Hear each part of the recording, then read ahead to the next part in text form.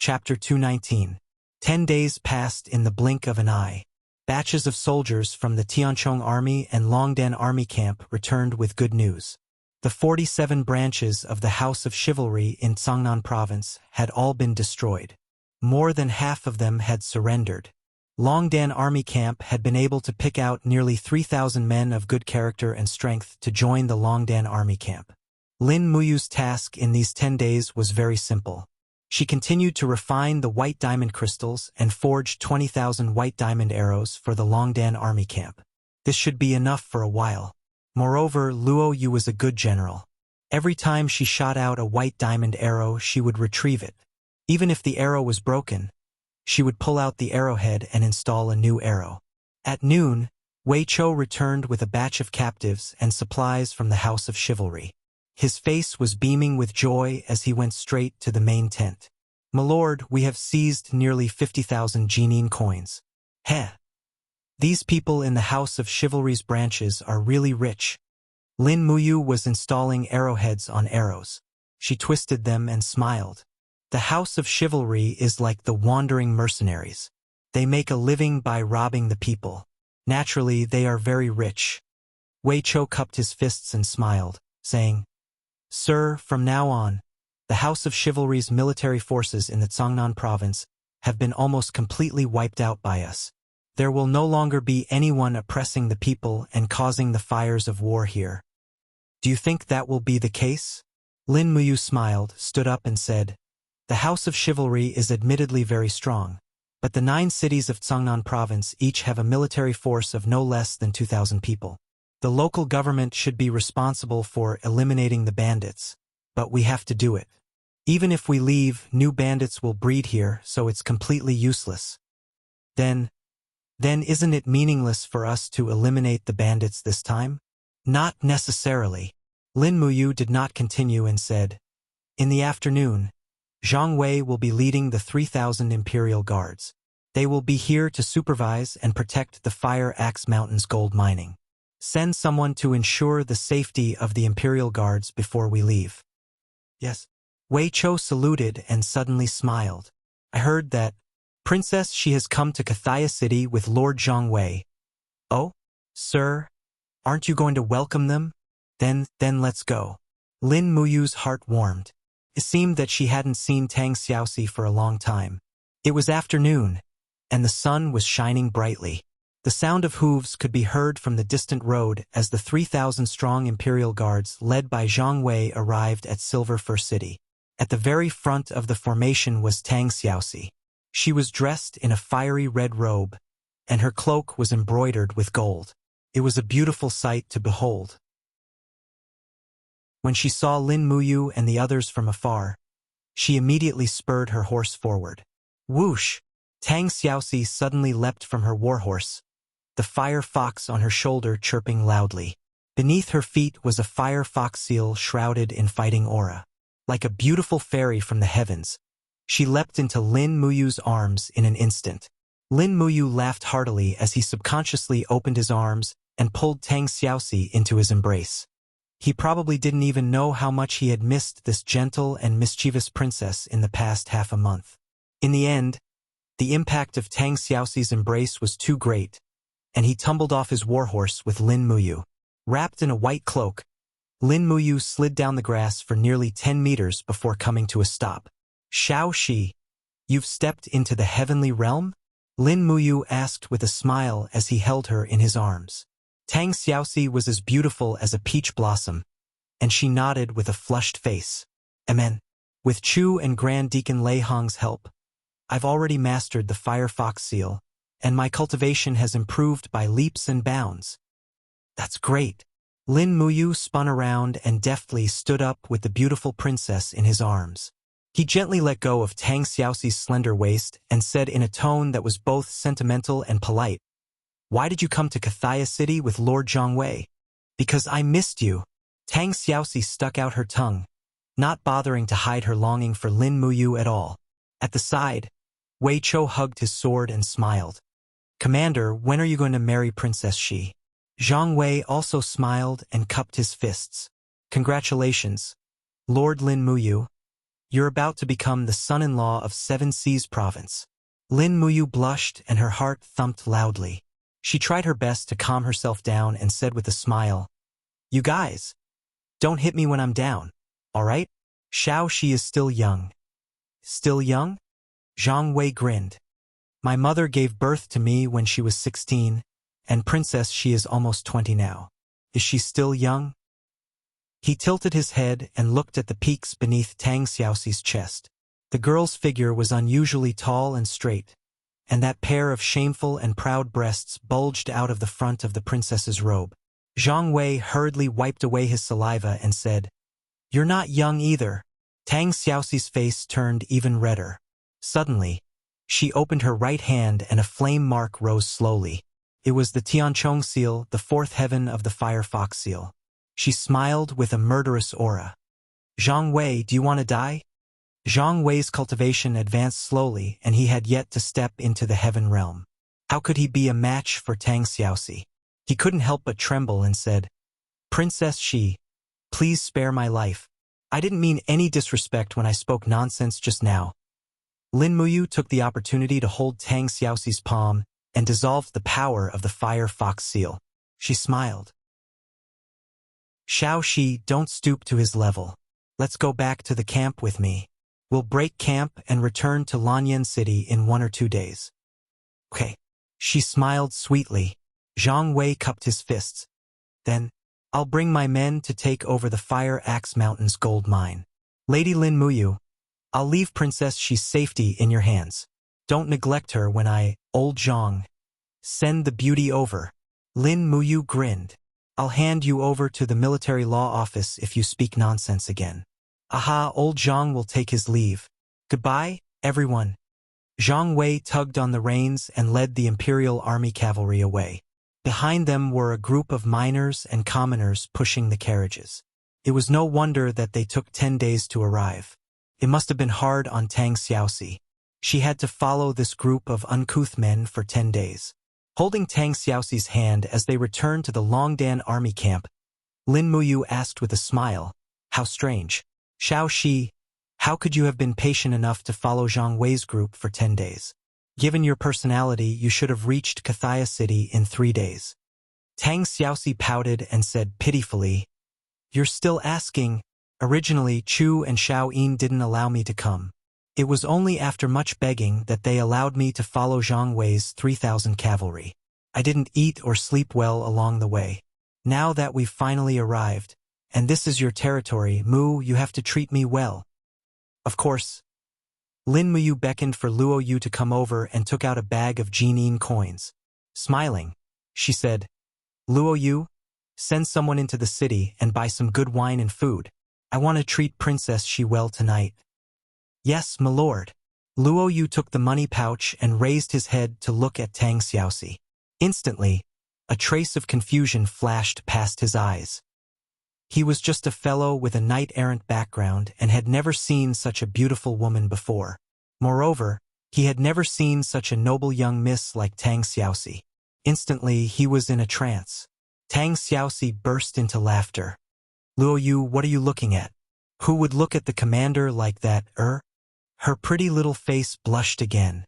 For a moment, she didn't know how to describe herself to Lin Muyu and just stood there awkwardly. She wanted to put on the airs of a princess, but she was so embarrassed that she didn't know where to start. Lin Muyu couldn't help but laugh at her beauty. "Luo Yu, hurry up and go. If you want to look, come back later. Xiao Shi is coming back to Lanyan City with us." Luo Yu calmed himself down and cupped his fists. "Yes, my lord. But don't worry, my lord. I won't look at my lord's woman again. Luo Yu is a reasonable person." Lin Muyu went forward and patted his shoulder. He was indeed a reasonable person. Good brother. After sending Luo Yu away, they returned to the main tent. There was only Tang Xiaoxi and Lin Muyu left in the tent. The two of them sat opposite each other and felt a little awkward. They didn't know what to say. Finally, Lin Muyu broke the awkward silence and said, "Xiao Shi, how's the process of cultivating the fire fox seal?" Tang Xiaoxi blinked her big eyes and said, "Grandpa started teaching me the fire fox seal when I wasn't even 6 years old. It's just that I couldn't cultivate it due to my physique. Now that I've opened the hidden latch, the fire fox seal naturally came to fruition. On the same day, I cultivated the third heaven of the fire fox seal. In another 5 days, I cultivated the fourth heaven of the fire fox seal. Grandpa Choo Choo said that with my perception, I might be able to cultivate the seventh heaven of the fire fox seal in less than 2 months. He said that my talent far exceeds Brother Tang Bin's. Is that so? Lin Muyu was also secretly delighted. That's great. Xiao Shi has grown into a strong practitioner who possesses the fire fox seal. This is a great thing for us. Alright, how's Xiao Yin's cultivation? It's alright. Xiao Yin's cultivation has always been fast. In the past 6 months, she has advanced by leaps and bounds. She originally planned to come with me to Cangnan province, but unfortunately, Her Majesty didn't allow it. She had no choice but to continue cultivating in Zetian Palace. Ha! Is that so? Lin Muyu unwittingly smiled and said, I haven't seen you and Xiaoyin for many days. I really miss you guys. Tang Xiaoxi pouted and said with a look of disbelief, You're now a general who commands thousands of troops. I thought you were already immersed in military affairs and didn't have time to miss us. How could that be? Lin Muyu smiled and said, I'm immersed in military affairs only because the Empire needs me. Alright, we'll break camp and return to Lanyan City tomorrow. Eat more tonight and sleep early. Amen. At night, Luo Yu and a few mercenaries from the Longden army camp brought food and wine from Kathaya City along with a few cooks. Only Princess She could receive such treatment. They made a table full of food and wine and placed it in the tent. However, Lin Muyu and Tang Xiaoxi definitely couldn't finish it, so they invited Luo Yu, Wei Chou, Qi Ying, and the other generals to eat together. This caused Qi Ying, Wei Chou, and the others to almost cry. They had fought in the army for almost half their lives, but they had never eaten with someone as noble as a princess. So when their tears fell into the soup, they seemed to enjoy the meal even more.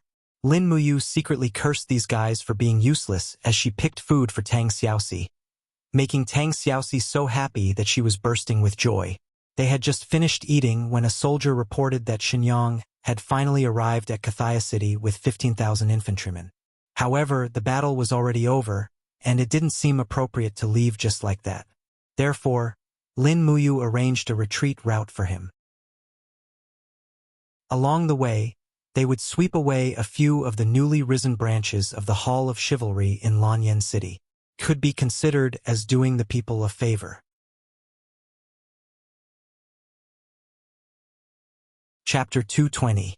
After traveling for 3 days, he returned to Lanyan City and handed the tiger tally to Qi Ying to bring back to Qihai Pass to hand it in. The Longdan army camp was brought back to Dragon Rocky Mountain by Luo Yu and Fengxi. They also trained the 4,000 new recruits.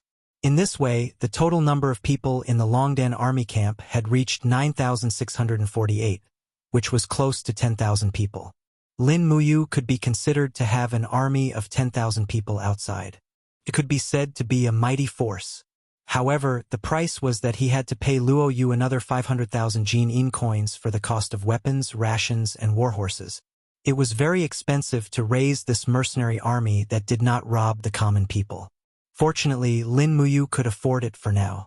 At night, Zetian Palace held a celebration banquet. The Emperor Qin Jin and Princess Qin Yin personally celebrated for Lin Muyu, Wei Chou, and the others. This trip had directly wiped out the forces of the House of Chivalry in Cangnan province. Even if they were to rise from the ashes, they would no longer have the momentum they had in the past. After 3 rounds of drinking, everyone was a little tipsy. At this time, Qin Jin stood up and said with a smile, You haven't returned to Zetian Palace for a long time. Imperial Father has something to say to you. Come, you and Xiao Yin can come to the rear hall together. Yes, Your Majesty. Lin Muyu bowed respectfully. Qin Yin smiled and walked over.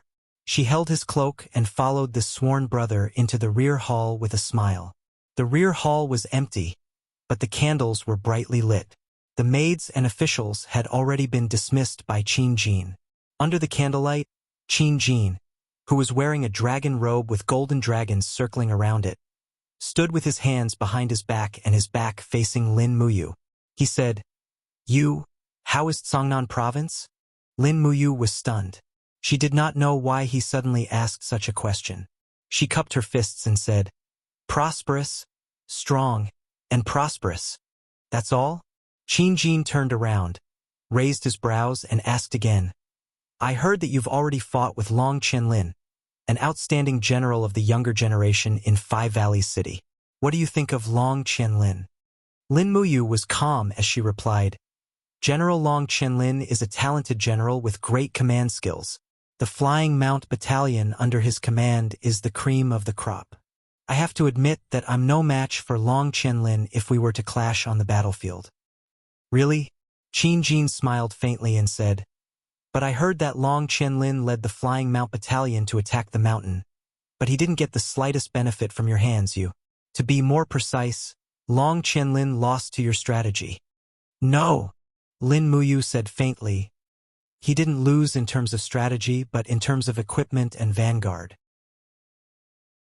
I brought along the most elite heavy cavalry of the Tianchong army and 60 imperial guards to assist me in battle.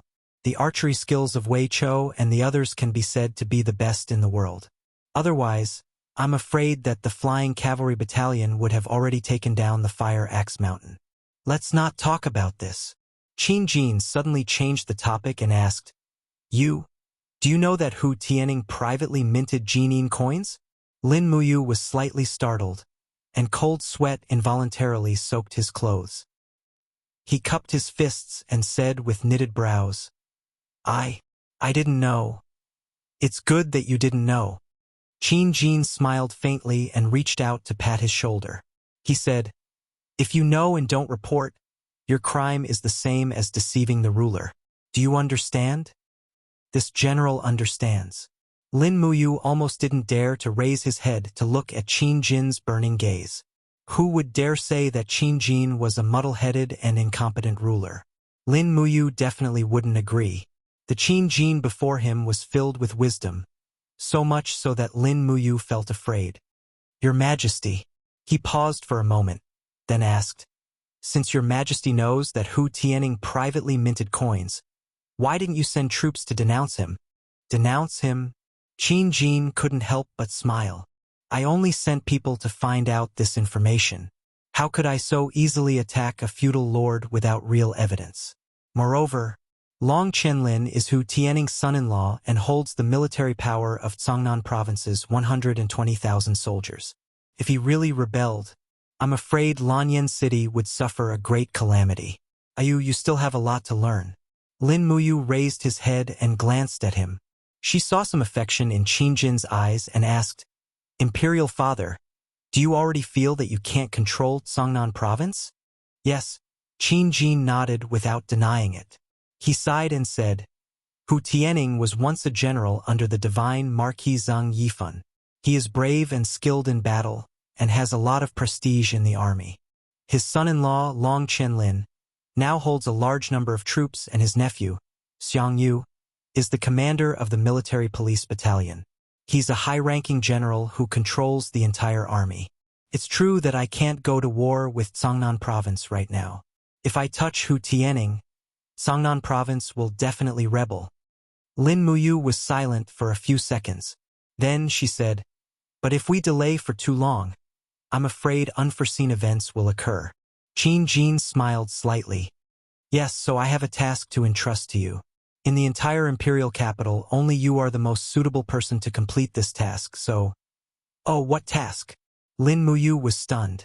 Qin Yin, who was standing to the side, blushed but didn't say anything. Qin Jin stroked his beard and smiled. We want you to accompany Xiao Yin on a trip to her maternal grandfather's house. Muyu City? Yes. Qin Jin raised his head and said, You have to go to Yunzhong province and do something as important as the heavens for us. Lin Muyu's heart sank. She seemed to have guessed something and said, It has something to do with Cangnan province, right? Qin Jin smiled. You is indeed extremely intelligent.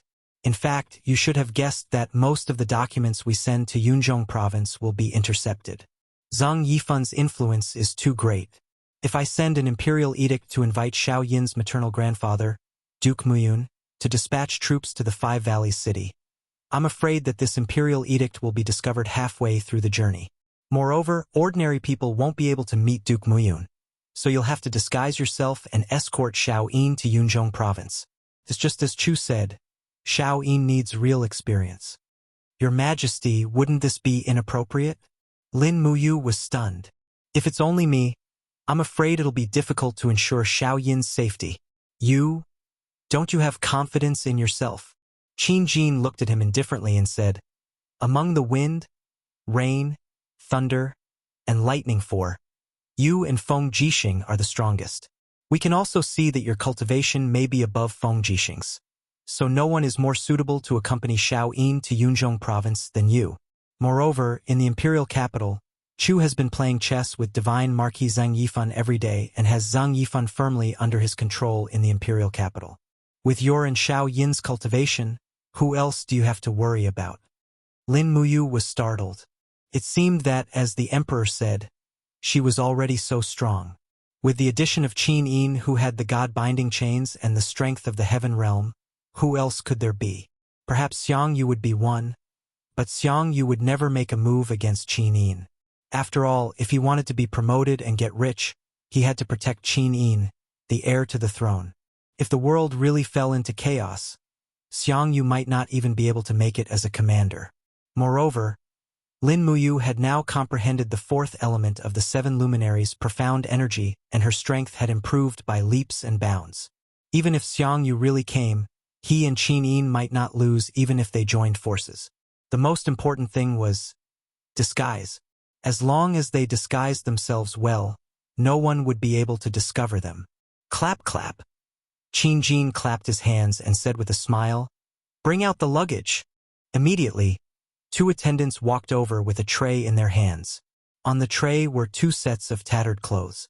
One set of men's clothes and the other set of women's clothes. They looked as if they had been stripped from the bodies of beggars on the streets. Beside the women's clothes was a worn-out seven-stringed zither, and beside the men's clothes was a rusty iron sword. This is? Lin Muyu was completely confused. Qin Jin stroked his beard and said with a smile, Chu has already prepared identities for you. A pair of brother and sister who are traveling the martial world. The younger sister plays the zither for a living while the older brother performs sword dances and acrobatics for a living. What do you think? He actually looked a little pleased with himself. What else could Lin Muyu say? She cupped her fists and said, Your Majesty is mighty. Qin Yin, on the other hand, looked excited. She said with a smile, Big brother Yu, does this mean that you've already agreed to go sightseeing with me? No. To train in the martial world? Lin Muyu looked at her helplessly and said, Amen? But Xiao Yin, you must be prepared to endure hardships. The outside world is not like the Zetian Palace Hall. There are many hardships that you can't imagine. I know, Qin Jin said with a smile. Qin Jin smiled and said, I've already asked people to prepare 2 old horses for you. You 2 can take your time to get to Cloud Province. Don't be in a hurry, and remember to make a living as a performer along the way. Also, you'll have to find someone to help you disguise yourselves. Otherwise, with your looks, it'll be difficult for you 2 not to be recognized. Yes. Sure enough, Qin Jin ordered 2 maidservants to style Lin Muyu and Qin Yin. An hour later, Lin Muyu's face had 2 scars that had coagulated for a long time, while Qin Yin's beautiful face was covered with a few freckles and other stains. This caused the number 1 beauty in the empire to instantly fall out of the top 10,000. However, the outstanding looks between her brows could still be vaguely seen. Following the emperor's orders, they were not allowed to greet anyone. Thus, they left Lanyan City in the middle of the night and mingled with a group of acrobats who were entering the palace to perform. They left Zetian Palace Hall and rode 2 thin and weak old horses out of Lanyan City. The cold wind blew in the night.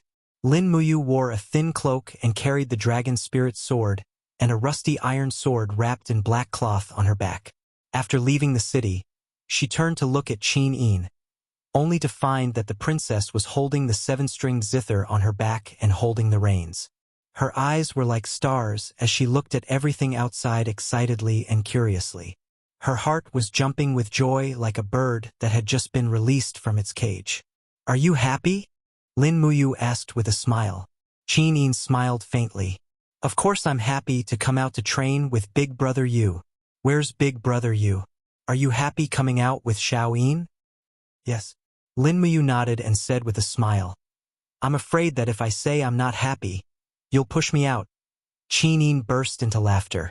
"Don't always make me laugh. Xiao, she said that girls who laugh all the time will get wrinkles very early." All right. I won't tease you anymore. Hurry up and find an inn on the official road outside the city as soon as possible." "Yes."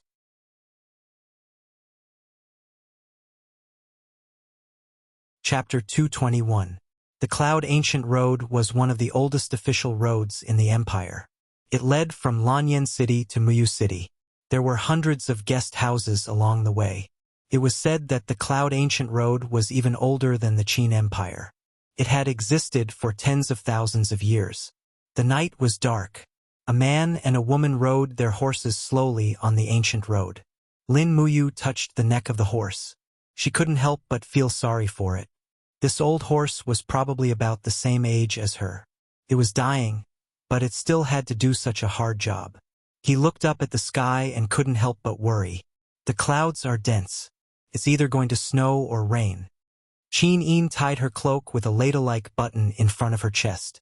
She smiled and said, "Brother Yu, since we came out together, shouldn't we give each other a new name?"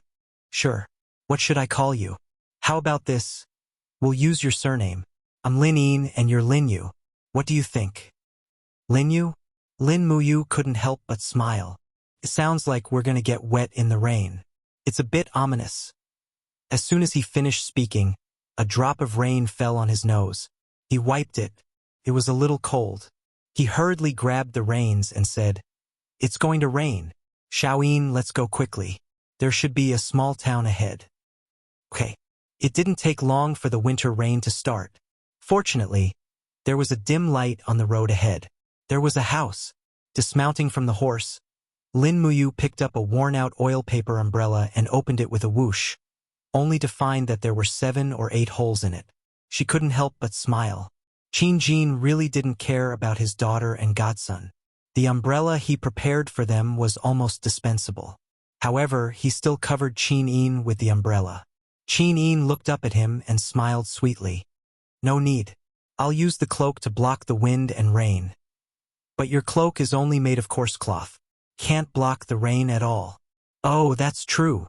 Qin Yin stuck out her tongue, almost forgetting that she was no longer wearing the exquisite princess cloak. The two of them led the horse and walked towards the light. After a few minutes, they entered the small town. They could see restaurants and inns in the distance. There were many merchants, cultivators, mercenaries, and travelers on the ancient cloud path. The business in the small town along the way was very good, especially when it was raining and they were in the middle of nowhere. There were more and more people in the town. Lin Muyu and Qin Yin didn't stand out when they walked in the crowd. After all, the shabby cloaks they wore made them look no different from people who wandered the world. First, they found a place to eat and rest. Lin Muyu's eyes kept looking at the shops on both sides. Suddenly, her eyes stopped on a huge horizontal board with a line of words written on it. She couldn't help but read it aloud.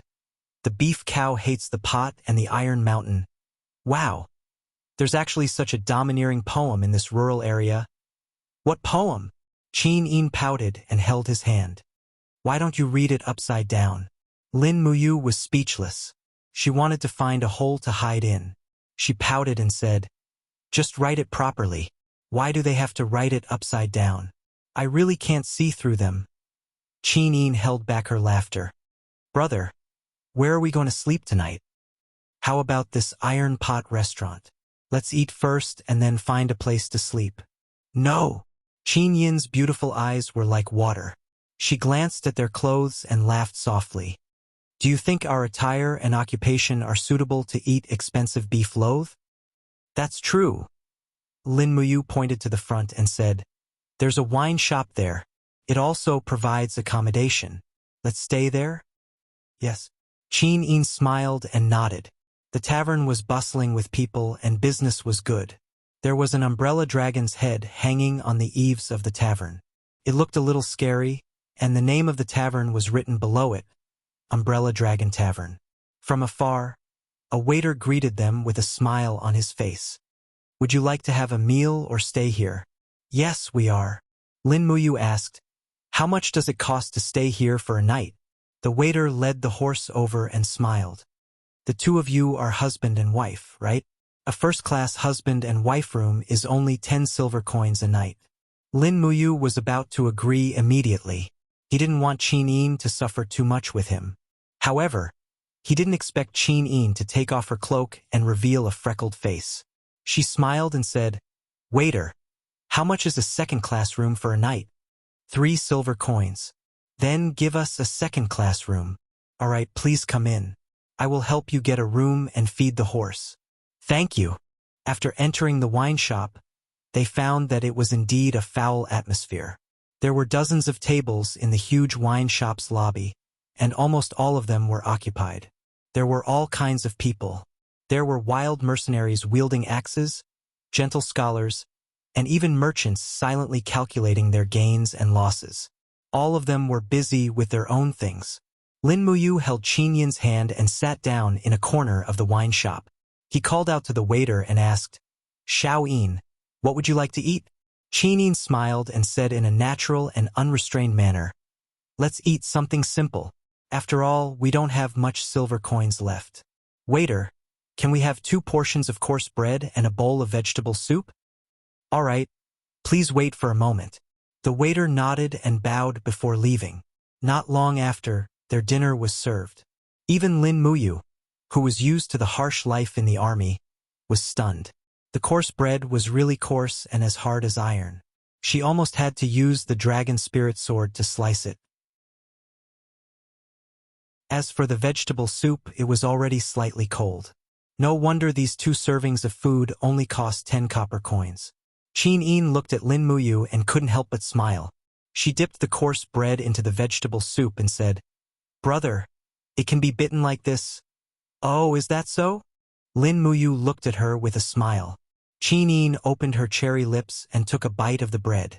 Suddenly, she was petrified. How could she have known that the bread was so hard? She blushed and put down the bread. Looks like I'll have to soak it a little longer. Lin Muyu laughed heartily. It wasn't easy to eat something warm in this cold weather. Moreover, they couldn't show off their skills here. Otherwise, it would be easy for others to discover the truth. After finishing the meal with great difficulty, the waiter of the tavern clapped his hands and said with a smile, Dear friends of Jianghu and Yunzhong Ancient Road, next up is the wonderful program that this tavern has prepared for everyone. Our shopkeeper has specially invited a few exquisite beauties from the western region. They are good at playing the huqin. I hope that everyone will do me the honor. Ha, please. Amidst the hustle and bustle, 5 women dressed in thin clothes walked to the simple wooden stage in the center of the hall with huqin in their arms. After bowing gracefully, they began to play and sing some songs that Lin Muyu couldn't understand. Although she couldn't understand them, the melody seemed pretty good. Chin Yin sat there with a smile on her face, enjoying the moment of peace. After the song, the waiter walked up to the stage again and put his arm around the shoulders of 2 of the beauties from the western region. He smiled and said, Friends, as you can see, the beauties of our Umbrella Dragon Tavern are both talented and skilled. It's winter now, and the weather is cold. I'm sure all of you don't want to sleep alone. We've all tasted the feeling of being alone. So, you can bring these 5 beauties back to your room to accompany you to sleep. However, the highest bidder wins. Now, is there anyone willing to bring the beauties on my left? A drunk mercenary in the crowd raised his axe high and laughed. 5, I want all of them. 5 Jin Yin coins. Deal. Whoever dares to compete with me, I'll chop him in half with my axe. The waiter was stunned. He smiled and said, Sir, the number of beauties in the tavern is limited. You can't take them all. Besides, isn't 1 Jin Yin coin too cheap? None of your business. I want them. The mercenary carried his axe and staggered forward. The waiter's eyes flashed and he suddenly stepped forward. His palm was filled with jinqi, and he seized the mercenary's vital acupoint on the mercenary's wrist. He pushed the mercenary out of the door and said with a smile, "Sir, you've drunk too much. You'd better rest early." The waiter pushed the mercenary away lightly and the mercenary fell into the mud outside with a grunt. Lin Muyu frowned. She didn't expect there to be such an expert in the tavern. That waiter was at least at the second level of the Earth realm. Everyone, continue to eat and drink. Haha. Let's continue to fight for these Western region beauties. The waiter nodded and bowed to the crowd with a cheeky smile.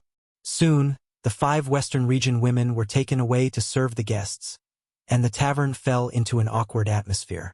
They probably didn't prepare any other programs. At this moment, Qin Yin stood up and said to the waiter, "My brother and I are entertainers who travel the martial world. May I ask if we can perform a song for everyone in your tavern?" The waiter's eyes lit up. Although Qin Yin had put on makeup, the waiter could still see the girl's elegant and refined appearance. He nodded and smiled. "Sure. Please, miss." "Okay, thank you." Qin Yin tugged at Lin Muyu, a gentle smile in her eyes. She laughed softly and said, "I've said that we'll be performing along the way. You can't be lazy. Xiao Yin, play the zither. I'll practice the sword. Okay?" Lin Muyu braced himself and walked onto the stage with Qin Yin. He raised his hand and pulled out the rusty iron sword on his back. He cupped his fists and smiled at the crowd. He said loudly, "My sister and I are entertainers in the martial world. We pass by this place, so we will perform a zither dance to thank you. If you think it's good, you can give us some money. If you think it's not good, you can just laugh it off." Everyone was solemn, and their eyes all fell on Qin Yin beside him. They were all looking at the beautiful girls. Who had time to look at the handsome guy? Qin Yin sat down gracefully and gracefully. Her Royal Highness's temperament and etiquette were not something that ordinary women could possess. She tightened the strings of the 7-string guqin and placed it on her thighs. With a light wave of her hand, the first melody was already playing in the tavern. It was melodious and sweet, as if a young girl was expressing her thoughts. Lin Muyu was a little speechless. He was good at killing people with a sword, but to accompany a sword dance, this was a little difficult for him. In desperation, he followed the rhythm of the melody and waved his long sword gently. There was nothing else but the routine of the wind-riding swordsmanship.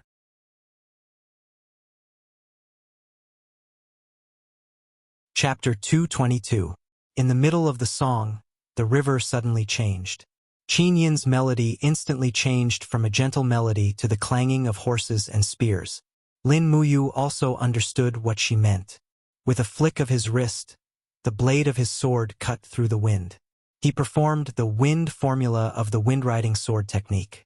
The rusty iron sword in his hand seemed to have turned into a sharp killing weapon. Streaks of cold light flashed on the stage. Seeing this, the group of rangers and mercenaries in the tavern couldn't help but cheer. Although he was just selling his artiste, this young man's swordsmanship seemed to be quite accomplished. The reason why Lin Muyu showed this move was simple. He wanted to tell those who had fantasies about Qin Yin to think about his strength. If they couldn't even defeat him, then they shouldn't think about him anymore. At the end of the song, many swordsmen and mercenaries below the stage took out their money and tossed it onto the stage. Ding ding dang dang dang dang. There were silver kin coins, copper kin coins, and even gold kin coins. Lin Muyu picked up the money from the white pouch. Of course, he couldn't let Qin Yin do this. When he raised his head, he saw Qin Yin looking at him with a gentle gaze. "What's wrong?" he asked. Qin Yin smiled faintly. "Nothing. I think today is the happiest day of my life. Is that so?" Lin Muyu raised his eyebrows and smiled. "It's okay. You'll still be as happy in the future." "Really?" "Yes. That's great." Qin Yin's girlish demeanor deepened. She snuggled up to Lin Muyu. The group of hot-blooded mercenaries and rangers couldn't stand it anymore. Perhaps, if Qin Yin removed her makeup and revealed her true appearance, these people would be even more mesmerized. After all, the title of the #1 beauty in Lanyan City wasn't just for show. When Lin Muyu and Qin Yin returned to their seats, the door of the tavern suddenly creaked open. In the cold wind, a man in a black cloak walked in. He lifted the cloak and revealed a resolute face. With a faint smile, he said, "Shopkeeper, do you need people to perform tricks here?" The waiter looked at him in disdain. "What do you know?" The man smiled. "I tamed some small pets to entertain all of you." "There's no need to embarrass yourself by taming pets like monkeys and dogs." "No, what I tamed was something else." "What? Bring it out." "Okay." The man whistled behind him and smiled. "Little umbrella, come out." Roar. It was a young dragon's roar. An umbrella dragon at least 3 meters long climbed up from outside. Its golden eyes looked at the people around it without a trace of fear. However, the people in the tavern were startled. Umbrella dragon. Oh my God. It's a 200-year-old umbrella dragon. Who is this kid? How can he tame a dragon? Could he be the legendary Dragon Knight? Bulsh *T. Have you seen a dragon knight riding an umbrella dragon? At this moment, the dragon tamer walked in and said with a smile, "My name is Du Yiming. I'm a juggler in the pugilistic world. See, I tamed a young umbrella dragon by chance, so I brought it here to perform for all of you. If you have money, please support me. If you don't have money, please support me. I thank all of you." Du Yiming looked refined. He raised his left arm. Instantly, the umbrella dragon cried out and placed its front paw on Du Yiming's hand. It actually learned to walk with him. The umbrella-shaped wings on its huge head opened, and a pair of golden eyes looked at the people around it with curiosity. It was quite cute. Qin Yin couldn't help but laugh. "Big brother Yu, this umbrella dragon is so interesting." Lin Muyu nodded and smiled. She didn't say anything. She was more concerned about how Du Yiming could tame a 200-year-old umbrella dragon. He looked like he was only at the first level of Earth Realm. The umbrella dragon wasn't just an ordinary spirit beast. It was a low-level dragon. On the stage, the young umbrella dragon rolled around and ran around, making the group of travelers laugh. Silver and copper coins naturally fell onto the stage. Du Yiming knelt on one knee. As he picked up the coins, his gaze fell on Qin Yin, who was sitting in the corner. His heart was in turmoil. This young lady was not simple. Her words, actions, and appearance were all top-notch. If it weren't for the freckles on her face, she would be a peerless beauty. After the juggling, Du Yiming asked for a bowl of meat soup and 2 pieces of soft bread. He walked over with the umbrella dragon and said with a smile, "Young hero, young lady, there are no extra seats here. Can I share a table?" Lin Muyu nodded and smiled. "Go ahead." "Thank you." In the end, the umbrella dragon knelt on Qin Yin's body. It blinked its big eyes, and the umbrella leaves around its head opened and closed slowly. It seemed to be acting cute. Qin Yin's maiden heart melted. She wasn't afraid. She reached out and gently stroked the umbrella dragon's head. She smiled and said, "Wow, what a good little dragon." Du Yiming chewed the bread and smiled. "Young lady, do you like my little umbrella?" "Yes." Qin Yin didn't deny it. Du Yiming smiled. "May I know where you and young lady are from and where you going?" Lin Muyu said, "My name is Lin Yu, and this is my younger sister, Lin Yin. We've been performing and wandering the world. This time we're going to Muyu City. I heard that it's better to be a performer there." "I see." Du Yiming smiled. "I'm Du Yiming, and I'm going to Muyu City too. How about the 3 of us travel together? We can take care of each other this way. Is that okay?" Lin Muyu furrowed her brows, showing a hint of unwillingness. Du Yiming was a smart man. He looked at Qin Yin and said with a smile, "Young lady Lin Yin seems to like my little umbrella very much. They can spend more time together on the way. No need." Qin Yin's beautiful eyes were shining with wisdom. "My brother and I are used to wandering the world alone. We won't disturb you." "I see." Du Yiming was a little disappointed. He said with a smile, I thought that if young Lady Lin Een likes the little umbrella, I could share my knowledge of animal taming with you. Animal taming? Lin Muyu's heart skipped a beat. He knew the power of a spirit beast. Didn't the pale crane almost kill the king with the help of a 10,000-year dragon snake? If Qin Yin learned animal taming, it would definitely be a good thing. Thinking of this, he immediately cupped his fists and said with a smile, Xiaoyin likes small animals. If young Master Du is really willing to teach her animal taming, let's travel together. Du Yiming laughed. Okay, it's a deal. Let's set off together tomorrow morning? Okay. Late at night, the rain was getting heavier. Lightning flashed and thunder rumbled outside. Lin Muyu and Qin Yin's room was near the periphery. The lightning seemed to have turned into a tomahawk and was about to tear the window open. Qin Yin was restless lying on the bed. She tilted her head and looked at Lin Muyu, who was lying on the ground. She pouted and said, Brother, it's too cold on the ground. Why don't you come up?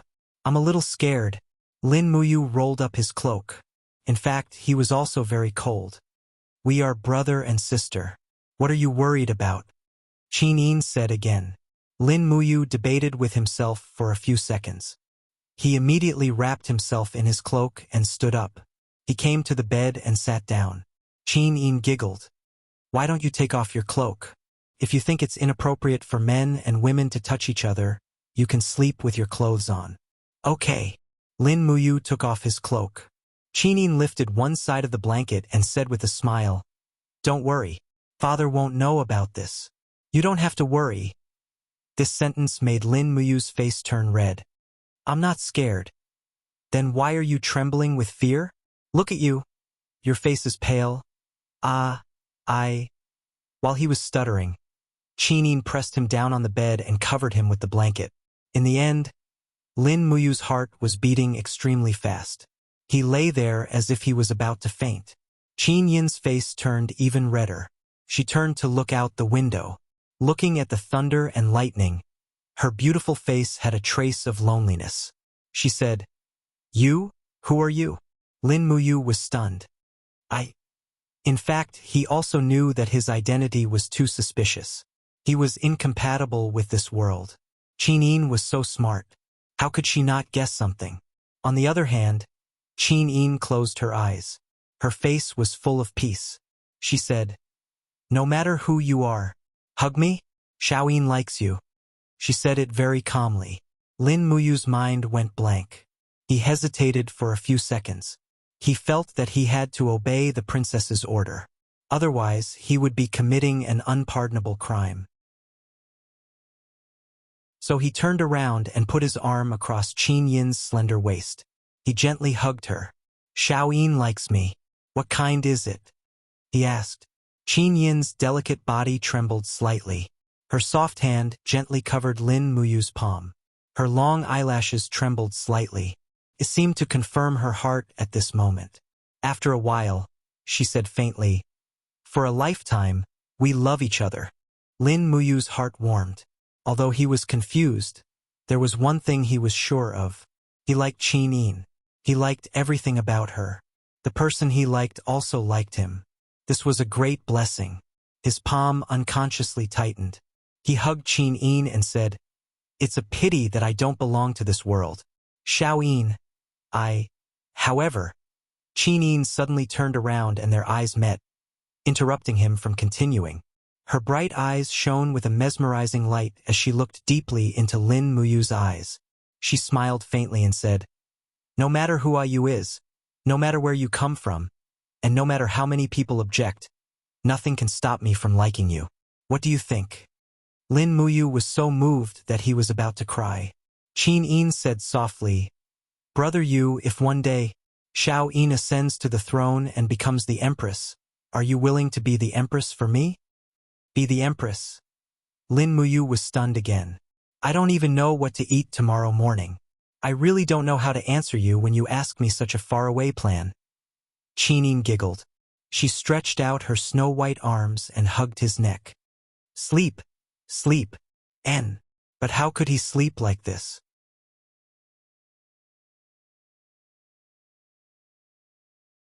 Chapter 223. The next morning, the heavy rain did not stop, but they could not delay their journey, so they had to set off after breakfast. They bought 2 new cloaks with the money they earned from performing last night. Lin Muyu and Qin Yin put them on. This was a kind of cloak that could block the wind and rain, and was very suitable for traveling. Young hero Lin, why are your eyes so red? Du Yiming was leading a horse, and he saw the key problem at a glance. Of course, Lin Muyu could not say that she slept with Qin Yin last night, tossing and turning the whole night between touching her and not touching her, and she did not sleep at all. If she said that, Qin Yin would kill her, so she said, I'm not used to the climate here, so I can't sleep. Oh, I see. I have a bottle of tranquilizer here if you don't mind. Please accept it. No need, thank you. Lin Muyu did not want to owe people too much, so she refused flatly, then came to Qin Yin's side, helped her up the horse, and said with a smile, Let's go. Let's continue our journey. Okay. Qin Yin nodded with a smile, and her beautiful face was slightly rosy, as beautiful as the morning clouds, like a newly married young wife, and Lin Muyu was a little dazed. Indeed, beautiful women, this species was absolutely lethal to men.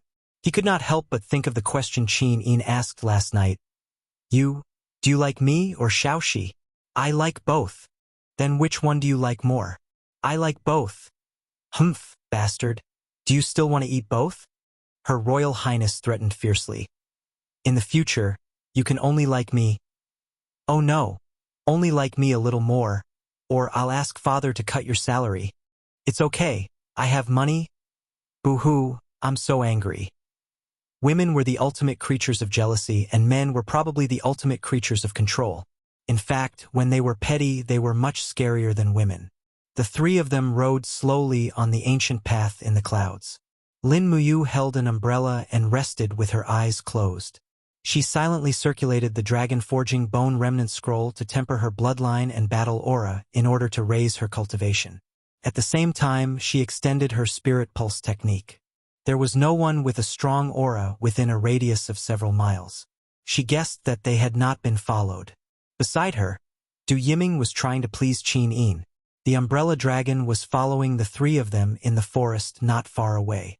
Young Master Du, didn't you say that you would teach Xiao Yin the animal taming technique? Lin Muyu suddenly asked. Du Yiming came to a sudden realization. Oh, I almost forgot.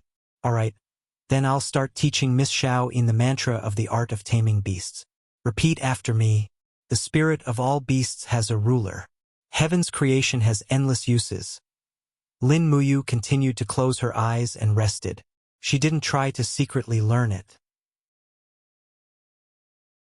After all, it would be the same for Qin Yin to teach her after she learned it. Not long after, Du Yiming began to teach Qin Yin how to communicate with wild beasts and communicate with them. However, it seemed that Qin Yin still couldn't grasp the gist of it. After trying a few times, she couldn't even communicate with the warhorse. Du Yiming, on the other hand, patted his warhorse's head and said, Horse, horse, cry 3 times for me to hear. The warhorse raised its head and cried 3 times. It was very magical. It seemed that this Du Yiming did have some ability. Oh! Qin Yin closed her eyes, but she still couldn't communicate with the warhorse. She couldn't help but feel a little frustrated. Lin Muyu gently said, Don't rush. Take it slow. This immediately calmed Qin Yin down. She smiled and nodded. Yes. This made Du Yiming feel bad. A look of jealousy flashed across his face. At dusk, the heavy rain seemed to be about to stop. Qin Yin pulled the belt of the cloak in front of her chest and lifted the hood on her head. Her long hair fluttered gently in the wind. She touched her wet face, but she didn't want to touch the freckles. She carelessly stuck the freckles on her hand. Lin Muyu saw this and hurriedly said, Xiao Yin, you're that? Ah! Qin Yin didn't know. She looked at him with wide eyes. What's wrong? At this time, Du Yiming looked over and saw Qin Yin's snow-white and flawless face. Suddenly, that gorgeous and graceful peerless face appeared in front of him. Du Yiming's eyes widened in an instant. He was almost petrified. He murmured, There's actually such a fairy-like woman in this world. Only then did Qin Yin realize that her freckles had fallen off. It was useless to be anxious. Anyway, she couldn't hide it from Du Yiming. Lin Muyu was calmer and said, "Stick it on." "Okay." Qin Yin stuck the freckles on her face again, reducing her beauty by more than 50%. Lin Muyu said with a smile, "Young Master Du, my sister Xiao Yin is indeed outstanding. The martial world is dangerous. For the convenience of traveling, we can only use this method. I hope you can keep this secret for us." Of course, of course." Du Yiming nodded repeatedly. "It's getting late. Let's walk a few more miles and find an inn to stay in." Okay. Not long before, there was indeed an inn. Du Yiming led the horse and walked in front. He said with a smile, "I know the innkeeper of this inn. He's an old friend of mine. His name is Lu Jun. He'll definitely prepare a cheap first-class room for us tonight." "Okay, thank you." After entering the inn, as expected, a wretched-looking man of about 30 years old came forward. He said with a smile, "Brother Du, long time no see. How have you been?" "Good, good." Du Yiming caressed the head of the umbrella dragon and said with a smile, "Brother Lu, my two friends and I will be staying here for the night. Sorry to disturb you. Could you please arrange 2 superior rooms for them?" "Okay, no problem." Lu Jun laughed loudly, but his eyes lingered on Qin Yin. Lin Muyu was a little angry. This Lu Jun was not a good person. He was very despicable. But since she was in someone else's territory, she would endure it if she could. This time it was a superior room. There were 2 beds and the bedding was very soft. At least she could sleep well. If she continued to hug Qin Yin to sleep, Lin Muyu was very sure that she would not be able to sleep at all. It was too unbearable. After dinner, they went to bed early. But for safety's sake, Lin Muyu still spread out the spirit pulse art and maintained a state of alert under the condition of light sleep. On the other hand, Qin Yin hugged the quilt and slept very sweetly. Lying on her side on the bed facing Lin Muyu, her sleeping face looked very beautiful. Late at night, Lin Muyu opened her eyes and let out a sigh of relief. The spirit pulse art was still spread out, searching for the surrounding energy aura. There were 2 cultivators living downstairs, both of whom were at the 3rd sky of the human realm. They were quite strong, but in Lin Muyu's eyes, they were not worth mentioning. Soon, her spirit pulse art found Du Yiming's room, but she found 2 auras. Something was wrong. Lin Muyu immediately used her battle energy to strengthen the hearing of the spirit pulse art. She could faintly hear the conversation between Du Yiming and Lu Jun. "Brother Du, these 2 people today, how did you know them? That girl looks like she's a real gem. Brother Lu, you really have a good eye. Actually, the stain on Lin Yin's face is fake. If she removes the disguise, she can be said to be a peerless beauty. I really pity her. Is it really like what Brother Du said? It's absolutely true. If it wasn't for the sake of learning the animal taming art from me, I'm afraid that Lin, you wouldn't have let me follow them. They don't know that I've slightly modified the formula. No matter how smart Lin Yin is, she won't be able to learn the animal taming art. Brother Du, when are we going to make our move? That Lin Yu has 2 swords with him. It looks like he's quite strong." "Humph, no matter how strong he is, he's only at the 1st sky of the Earth realm. After midnight, a tube of sleeping incense will make him unconscious. At that time, we'll enjoy that beauty Lin Yin first, then kill Lin Yu and sell her to the biggest restaurant in Lanyan City as a hostess. With her beauty, we can sell her for at least 10,000 Jinin coins.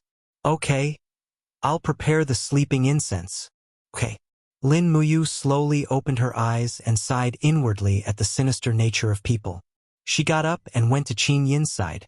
She patted her shoulder and said softly, "Xiao Yin, wake up." Qin Yin, however, seemed to be dreaming.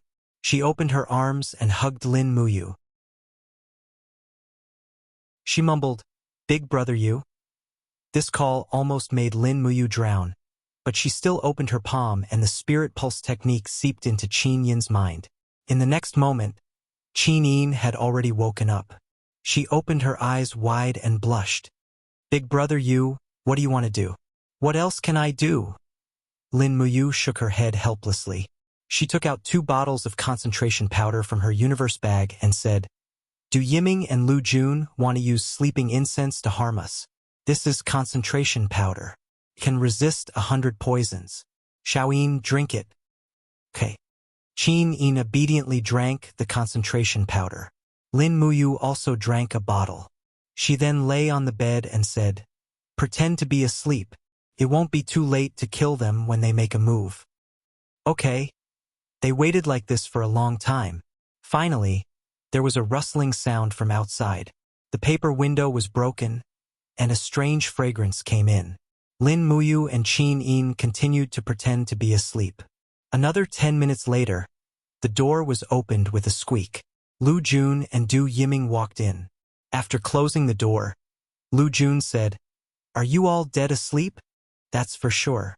My 100 poison ecstasy fragrance deserves its reputation." Lu Jun walked forward and shook Lin Muyu's shoulder. "Young hero Lin, wake up." Lin Muyu pretended not to know and continued to sleep. "Heh, she's really enchanted." Lu Jun chuckled and walked to Qin Yin's bedside. He said with a smile, "This charming little vixen is indeed beautiful after removing her makeup. Let me kiss her first." At this moment, Du Yiming pulled out his long sword and said with a smile, "I'll send you to heaven first, Lin Yu." But at this moment, a golden light flashed, and a glowing golden gourd vine broke out from the ground, wrapping around Du Yiming. Lin Muyu raised her hand and pulled out her iron sword, and with a swing, the blade of the sword was filled with the glow of battle energy. Heaven realm. Du Yiming's eyes widened. Before he could finish speaking, his heart was already pierced, and Qin Yin opened her eyes. Lu Jun, who was close to her, was so frightened that he screamed and took a few steps back. At this moment, the cute umbrella dragon rushed over and pounced at Qin Yin with its claws and fangs bared. Buzz! The god-binding chains suddenly lit up and pierced through the umbrella dragon's abdomen, killing it instantly. Pong!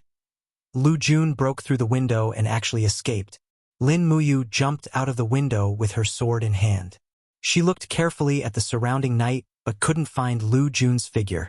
This Lu Jun didn't have a trace of cultivation, so the spirit pulse technique couldn't detect his location. "You're lucky." Lin Muyu snorted coldly and jumped up to the 2nd floor. "Xiaoyin will leave at night. We can't stay here anymore." "Yes." Lin Muyu bent down and searched Du Yiming's body. She immediately found a secret manual in his clothes. The words "Art of Psychic Communication" were written on it in yellowed handwriting. So it was this. She immediately passed it to Qin Yin and went downstairs with her horse. In the corner of the stable, a stallion was peeing. The urine flowed down the top of a person's head. This person was trembling all over as he squatted on the ground and looked into the distance.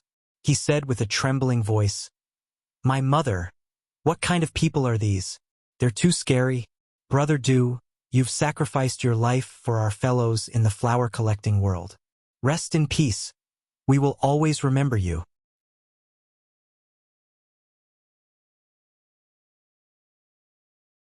Chapter 224.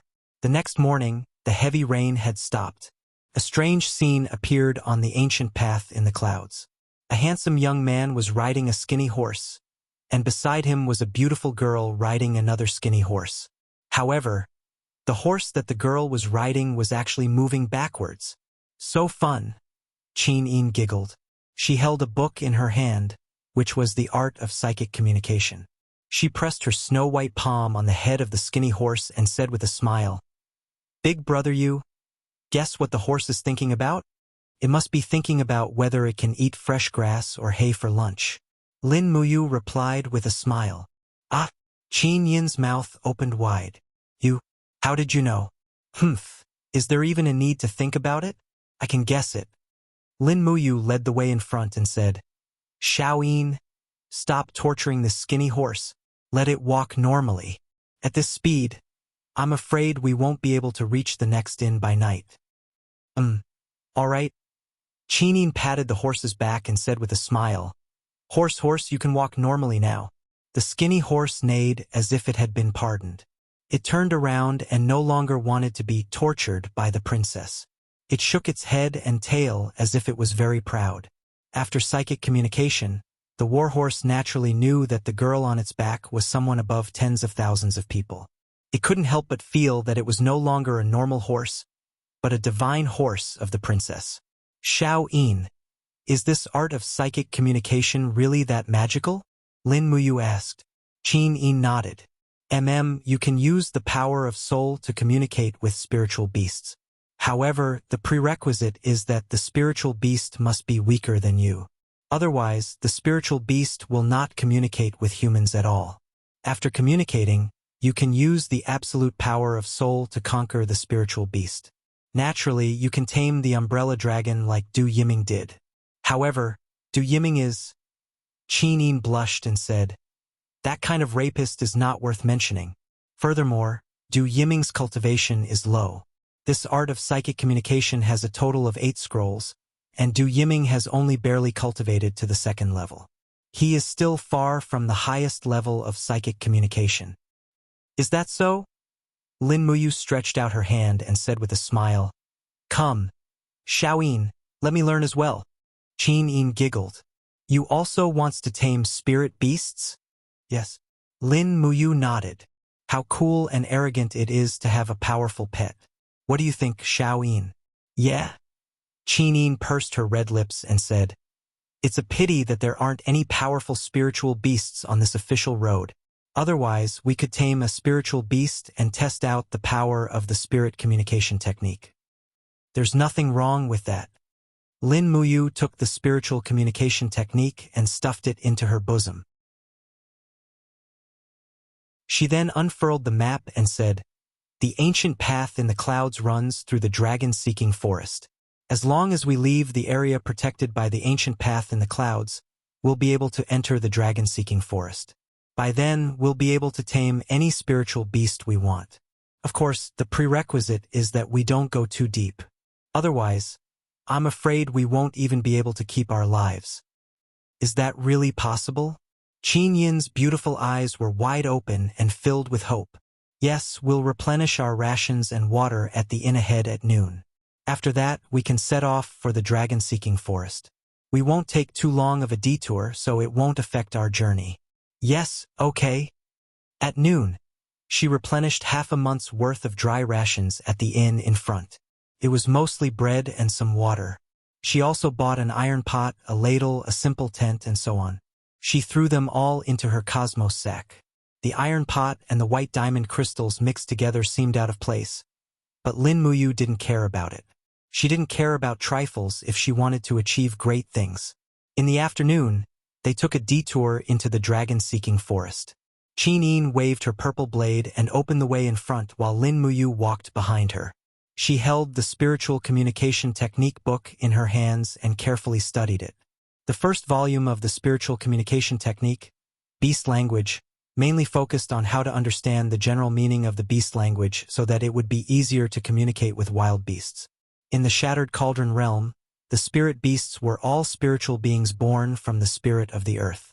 They were ever-changing, but they were still the same. The first volume emphasized on the urgency, slowness, length, and shortness of the beast language to analyze the meaning of the beast language. This was considered the first step in communicating with wild beasts. This was simple.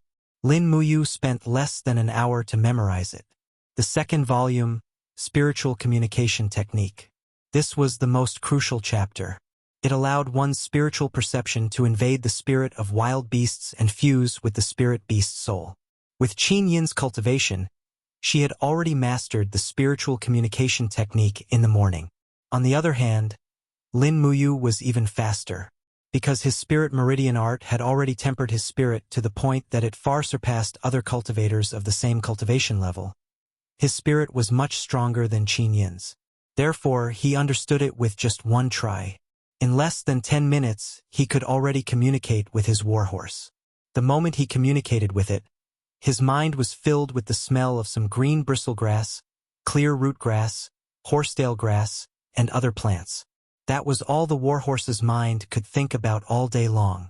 It was still early. He looked at the horizon, then looked at Qin Yin, who was innately brandishing her sharp sword and activating her martial soul to cut down the thorns. He couldn't help but smile.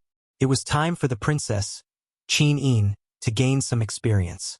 Surviving in the wilderness was originally a way to hone one's willpower. As the princess of the empire, Qin Yin had a lot to bear in the future. The more she gained experience here, the more she could become a wise emperor. Continuing to practice the third volume, the subjugation technique.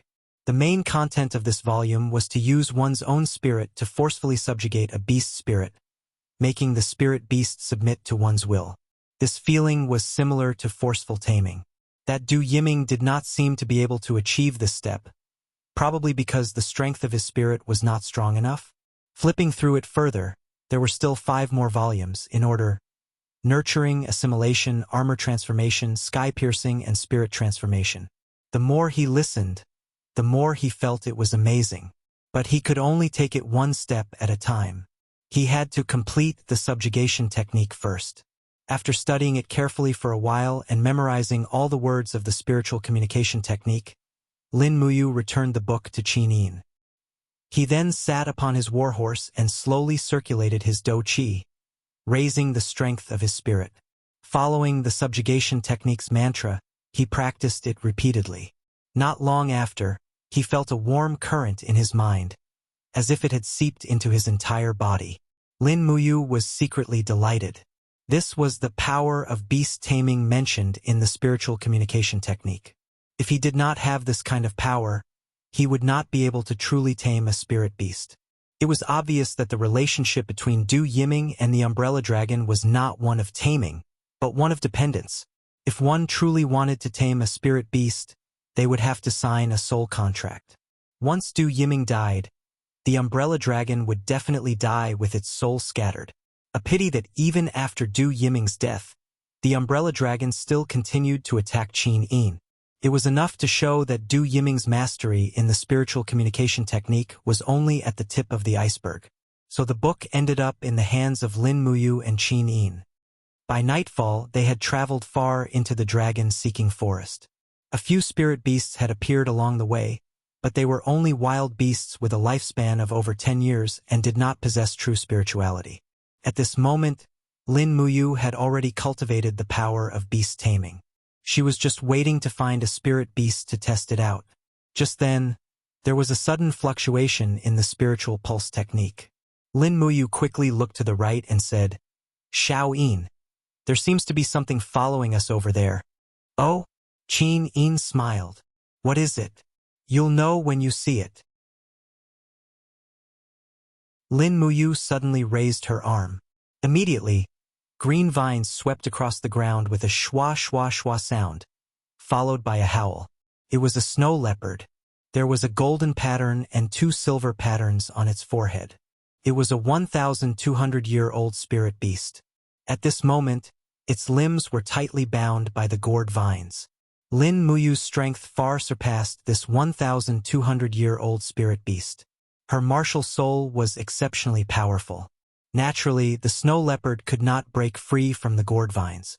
Qin Yin urged her horse forward and said with a smile, "You wants to tame this snow leopard?" I want to try." "Xiao Yin, protect me." "Yes." Lin Muyu stood still. He could understand the snow leopard's roar, which was filled with anger. But after a few minutes, the roar became more drawn out and became a cry for mercy. Lin Muyu could not help but laugh out loud. He activated the spiritual pulse technique and sent his spirit sense into the snow leopard's mind. Lin Muyu's body trembled, as if he had entered a different dimension. Roar! From within the chaos, the snow leopard's beast spirit pounced forward, its claws extended. "Impudent!" Lin Muyu shouted and punched out, sending the snow leopard's beast spirit flying. Lin Muyu chased after it and stepped on its body, letting it howl in pain. Lin Muyu's spirit sense increased and the power of beast taming transformed into a white ripple that washed over the snow leopard's beast spirit. Not long after, the snow leopard's beast spirit trembled uncontrollably, begging for mercy. "Spare me. I am willing to submit." Suddenly, A voice rang out in Lin Muyu's mind. He opened his eyes and saw the snow leopard crawling before him, like a little puppy begging for mercy. It really submitted. Withdrawing his spirit sense, Lin Muyu placed his palm on the snow leopard's head, and a milky white stream of warmth flowed into him. The spirit assimilation of the Conqueror Manual, allowing one's own soul to completely dominate the spirit beast's mind. That was the true conqueror, a conqueror that the spirit beast would never be able to resist. The snow leopard howled and crawled obediently at its master's feet, even wagging its tail. Qin Yin laughed lightly as she dismounted and stroked the snow leopard's head. She said with a smile, "Big brother you, it's suddenly become so cute." "That is." Lin Muyu smiled proudly. But at this time, the snow leopard suddenly howled violently.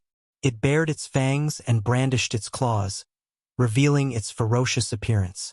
Traces of blood seeped out of its eyes and mouth, and it fell to the ground, struggling and crawling. It looked as if it was about to die. "What's wrong?" Lin Muyu turned pale with fright. Qin Yin hurriedly flipped through the Conqueror Manual.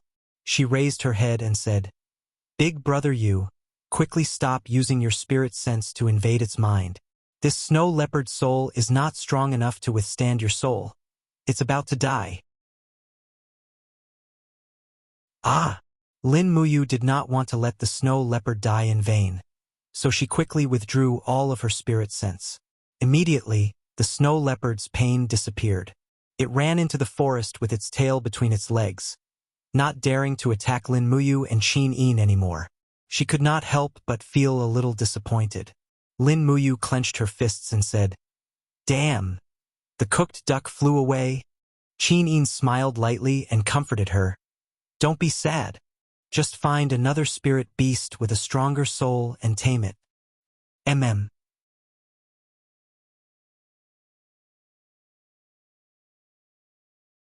Chapter 225.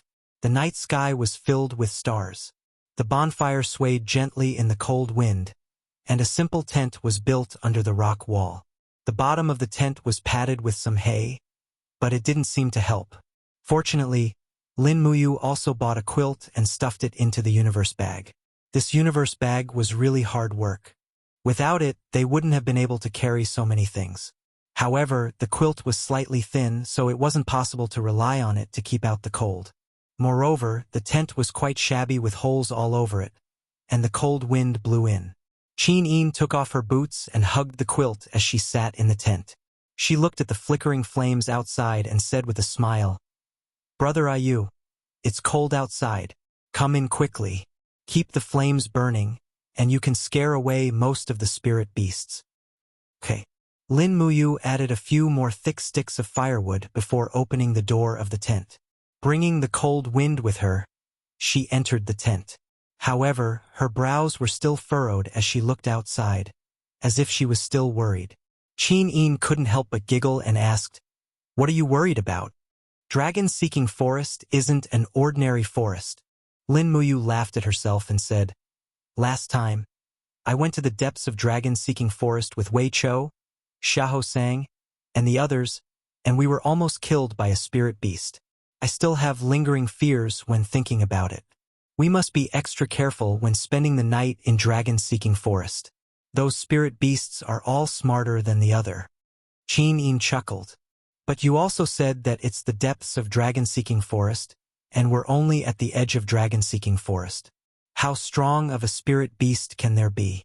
Spirit beasts have a fixed territory. Normally, spirit beasts won't leave their territory unless something big happens. Brother, you know this habit too." Okay. Lin Muyu touched her nose and smiled. "It should be because it's afraid of being chased by the heaven beast that time." "Heaven beast?" Qin Yin suddenly widened her eyes. You encountered a heaven beast?" "Yes. If it wasn't for the appearance of this heaven beast, Han Shao wouldn't have died in front of us." "When did this happen?" "The second time was when I hunted 6,000-year-old light-type spirit stones for Yu Qiyan to forge a longsword for you." Lin Muyu leaned on the hard pillow and put her arms behind her head. She sighed and said, "That was a 13,000-year-old heaven beast. We weren't its match at all." We were lucky to escape alive that time. Oh my God. A heaven beast that's more than 10,000 years old. That's a legendary sacred beast. Qin was slightly angry as she said, I didn't know about this at all. It must be that bastard supervisor Che Cheong's idea. Humph. I'll definitely punish her after we return to the Zetian Palace. No need. Lin Muyu tilted her head and looked at her. Xiao, the Imperial Guard's mission is to protect Zetian Palace Hall, and the Eagle Guard's duty is to provide some precious spirit stones for the Imperial family. You might not know about Che Cheong ordering the Eagle Nest Camp to patrol, but Father definitely knows. So don't pursue this matter. It's already in the past anyway. Qin was stunned. She gently moved her body and looked at Lin Muyu apologetically with her beautiful eyes. Like a little girl who had done something wrong. She whispered, Big brother Yu, please forgive Father. He's the Emperor, and when he gave the order, he was sitting on the Emperor's throne. I believe he didn't mean to disregard your life. Okay, I know. Lin Muyu smiled. I know the rules of this world, and I'll learn to follow them. But Xiao, if you become the Emperor in the future, will you also disregard life like this? Qin shook her head forcefully. No, I promise. Okay, that's good. Lin Muyu closed her eyes and said, Then in the future, on your path to becoming the Emperor, anyone who makes an enemy of you will be my enemy. I promise. I will support you with all my strength until the day you become the Emperor. Will you be there on the day I become the Emperor? Qin asked faintly. Yes, I definitely will. Lin Muyu nodded. Okay, that's good. Qin gently held Lin Muyu's hand and pressed it against her snow-white face. She closed her eyes and said, I hope we can be like this forever. Don't let power taint our relationship. I won't. Okay. Not long after, Qin entered dreamland. She still held Lin Muyu's left hand in her arms and held it tightly. She slept peacefully like a beautiful elf born from the forest, making people feel infatuated and intoxicated.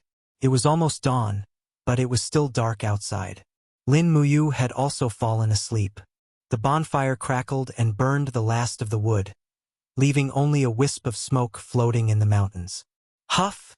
In the distance, a pack of wolves bared their teeth, and mucus slowly dripped from their mouths.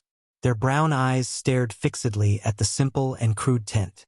To them, it was a delicious meal. The alpha wolf's eyes faintly glowed with a golden luster. It had already gained intelligence. It let out a low growl as it looked into the distance. Its eyes were filled with greed. It could sense that the two people in the tent were faintly emanating spiritual energy. To it, this was a delicious meal. When a spirit beast devours the bodies of humans with cultivation, it can also greatly increase and accelerate its lifespan and cultivation. Lifespan was only a standard to evaluate a spiritual beast's strength. A 10,000-year-old spiritual beast might not really have lived for 10,000 years. Perhaps 3,000 years of these 10,000 years were provided by humans. Roar. The alpha wolf suddenly roared and led more than 30 wolves down the mountain, heading straight for the tent. In his sleep, Lin Muyu's spiritual meridian technique produced a violent fluctuation. He suddenly woke up and quickly retracted his hand. He shook Qin's fragrant shoulder and said, Xiao, don't sleep anymore. A spiritual beast is sneaking up on us. Wake up quickly. Okay. Qin quickly sat up and put on her little boots. At the same time, she took out a blue space bag from her waist and took out an exquisite 7-string jade zither. What are you going to do with the zither? Lin Muyu asked in surprise. It's a pack of swift wolves that attacked us. Are you going to smash them to death with the zither? Qin chuckled. You'll find out later. All right? Lin Muyu carried the sword and walked out of the tent. The pack of wolves in the distance had already scurried over. There were more than 30 of them, and they were aggressive. The alpha wolf was a swift wolf with golden fur at the tip. It looked very different. There were 3 golden patterns on its head, and it was a 3,000-year-old spiritual beast. The rest of the swift wolves lived between 100 to 2,000 years, and they were not very strong. The dragon spirit sword softly let out a sword cry, as if it was cheering for the upcoming slaughter. At this time, Qin Yin also carried the 7-string jade zither to Lin Muyu's side. Her body was surrounded by dense battle energy, and the milky white battle energy suddenly floated in front of her like a light mist. Holding the 7-string jade zither, Qin Yin's clothes fluttered as she stood in front of the zither. Strands of golden god-binding chains martial soul lingered around her graceful body like a golden curtain. At this time, although Qin Yin was wearing a simple young girl's attire, she was like a fairy descending to the mortal world. This kind of temperament and aura was not something an ordinary woman could compare to. "Big brother, you don't make a move first. Watch me." Qin Yin confidently puffed out her chest. She was still young, but she had already developed very well.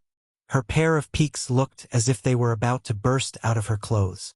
Lin Muyu couldn't help but take a second look. Her heart was shaken, and she hurriedly used the spirit pulse technique to control her mind. Roar! A few giant wolves roared and rushed over. Each of them opened their bloody mouths wide, ready to pounce on Yang Ling. At this time, Qin Yin suddenly raised her hand, and a sharp zither sound swept past. Carrying the power of the god-binding chain's martial soul, it turned into a golden sound wave that directly attacked the wolves. Pung pung pung. The sound did not stop. 3 wolves howled miserably as they died in the wilderness. They didn't even have the strength to fight back.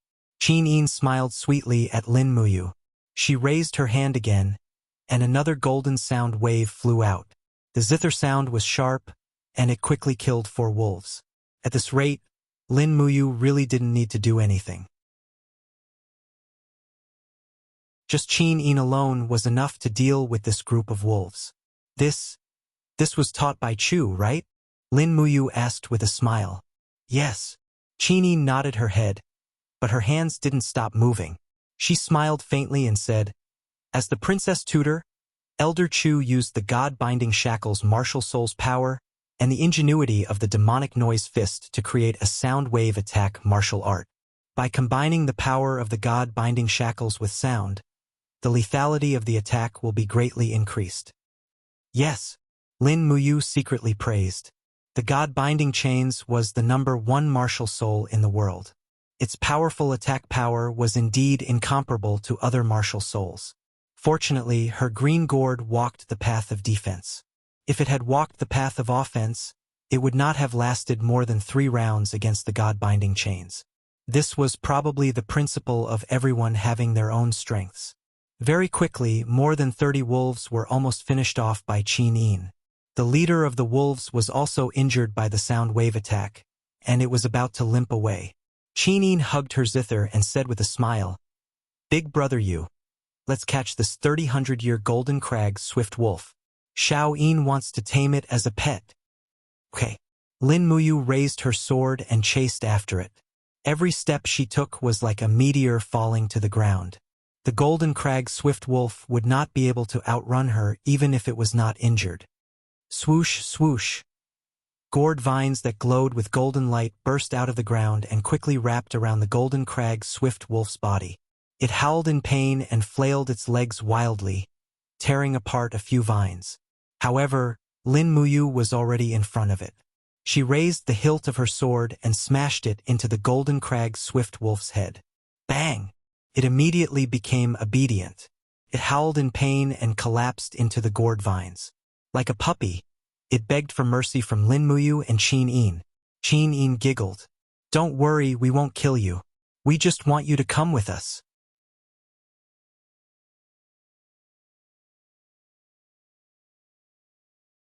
Chapter 226. Qin Yin closed her eyes, and the god-binding chains wrapped around her like a golden dress. The chains fused with the beast's taming power and strengthened the bond between her and the gold crag swift wolf. Woo-woo! At first, the gold crag swift wolf fought back fiercely, but in less than 10 minutes, it was wagging its tail and licking its ears to please its beautiful master, Qin Yin. This grandson. Lin Muyu couldn't help but chuckle. Qin Yin slowly opened her eyes and smiled. "Big brother, you remove the gourd vines. The contract is complete." Okay. Lin Muyu waved her hand, and the gourd vines disappeared into the wind. The gold crag swift wolf wagged its tail and pounced into its mistress' arms. It even extended its tongue and tried to lick Qin Yin's face. Lin Muyu wasn't happy about this. She quickly pushed its head away and said sourly, "You beast! Let go of my Xiao Yin." Qin Yin burst into laughter. Her cheeks were flushed with a beautiful blush. However, the gold crag swift wolf wasn't happy. It immediately bared its sharp teeth and bit down on Lin Muyu's fist. Lin Muyu opened her hand, and the golden gourd martial soul quickly condensed in her palm. The gold crag swift wolf immediately cowered and whimpered. It wagged its tail and approached Qin Yin from another direction. Although the gold crag swift wolf looked strong and fierce, it was like a cute pet at this moment. Qin Yin's heart almost melted. She smiled and said, "Big brother you, don't bother with this little wolf. Then you can't let it lick your face." Lin Muyu said jealously, Don't want what?" Qin Yin looked at him with a mischievous smile. Lin Muyu originally wanted to say, "I don't want to lick the same place as a wolf," but thinking that it might offend and disrespect the princess, she changed her words and said, "I don't want Xiaoyin to get infected by some wild animal disease." Qin Yin was a little disappointed. "Oh, that's all? What else do you want?" Lin Muyu countered. Qin Yin's face immediately turned red. "Let's go. Let's pack our things and continue on our way. Otherwise, we don't know when we'll reach Muyu City. Grandfather might be waiting anxiously. He doesn't know that you're going to see him in person." "You're right." Thus, the team's formation changed once more. 2 humans, 2 mounts, and a golden rock swift wolf rode beside Qin Yin. After communicating with the golden rock swift wolf, Qin Yin seemed to be able to read the golden rock swift wolf's thoughts at any time. She pursed her lips and held back her laughter as she said, "Big brother you, do you know what the little wolf was thinking just now?" "What was it thinking?" "It was thinking that these 2 skinny horses must not be delicious. There's too little meat and they're all bones. They're not even enough to fill the gaps between its teeth." "Really?" Lin Muyu tilted her head and looked at the golden rock swift wolf. She laughed. "This beast actually wants to eat our horses. Humph, if you dare touch a hair on these 2 horses, I promise I won't kill you." The golden rock swift wolf looked up at Lin Muyu and couldn't help but clamp its tail between its legs. It whimpered and leaned against Qin Yin's leg. Qin Yin giggled. Do you know what it's thinking now?" "Nothing good." "That's right. It's thinking that although this man is very strong, he's too ugly. He doesn't meet the aesthetic standards of werewolves at all. He doesn't even have a bit of fat on his belly. That's the aesthetic standards of food, right?" Lin Muyu smiled. "This old man's 9-pack is not for nothing. How can there be fat on my belly?" "That's enough." Qin Yin's face was flushed. Although she had never seen Lin Muyu naked, just thinking about it was enough to make her heart beat faster. She didn't dare to think about it anymore. Just like that, 2 people and 1 wolf walked on the mountain road until evening. Looking at the map, they were about 5 or 6 days away from Muyu City. They weren't in a hurry, so they walked slowly. It was getting late, so they should reduce their travel at night. After all, there were too many dangers here. They could be attacked by a pack of wolves at any time. Dozens of wolves were fine, but if there were thousands of them, then it would be difficult to deal with them.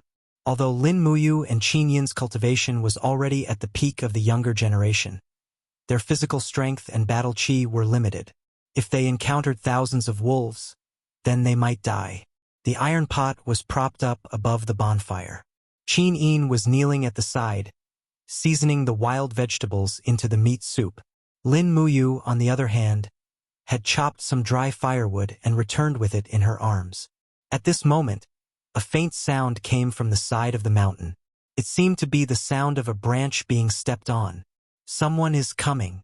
Lin Muyu put down the firewood and whispered, "It looks like they're coming with bad intentions. Who could it be?" Qin Yin didn't look up. She only slightly increased her battle chi, and the God-binding lock was not released. "Who knows? Let's wait for them to make a move first. Condense your aura shield." "And I know." She smiled sweetly. "Don't worry. Xiaoyin can protect herself. Lin Muyu naturally put down her guard. There were a total of 24 human auras on the mountain, and the strongest was only at the first level of the Earth realm. Even if this group of people attacked together, they might not be a match for Qin Yin, not to mention herself. However, those people didn't seem to attack too early. They probably wanted to use bows and arrows to attack from afar.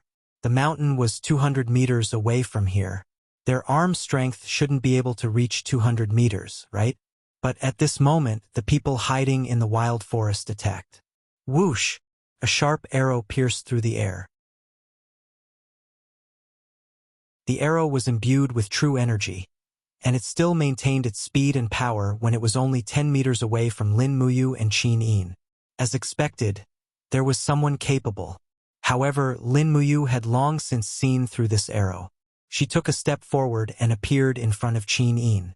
Her palms were covered in battle armor, and her energy swept out. With a loud bang, the arrowhead and the arrow shaft were smashed into pieces. The battle chi dissipated in the air and spun rapidly. On the mountain, the sound of swords being unsheathed could be heard. A group of people also stood up. They were all dressed like mercenaries. One of them held a spear and shouted, "Charge down there and kill those two.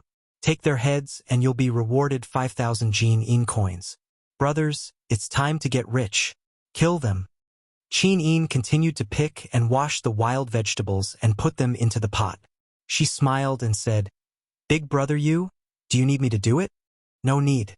Lin Muyu chuckled coldly. Another group of mercenaries who value money more than their lives. How annoying. Qin Yin chuckled. This is a difficult world. Qin Yin coins can help people survive, so it's naturally very attractive. These people are only killing for money. Perhaps there's no need to kill them all. Big brother you, please spare their lives. Just don't let them continue to harm others. Lin Muyu slowly pulled out her dragon spirit sword. Then I'll destroy their seas of vital energy so they can't continue to cultivate, but they'll still have the strength to farm and graze. Is that fine? That's for the best. Remember to capture one of them and find out who hired them to kill us. All right. At this moment, the gold rock quick wolf beside Qin Yin was howling with rage. Its golden fur was already standing on end, and it looked like it was going to charge out and feast on the two of them at any moment. Qin Yin reached out and patted the wolf's head with a smile. "Stay here and don't move. Big brother, you will take care of them." The swift wolf immediately stopped howling.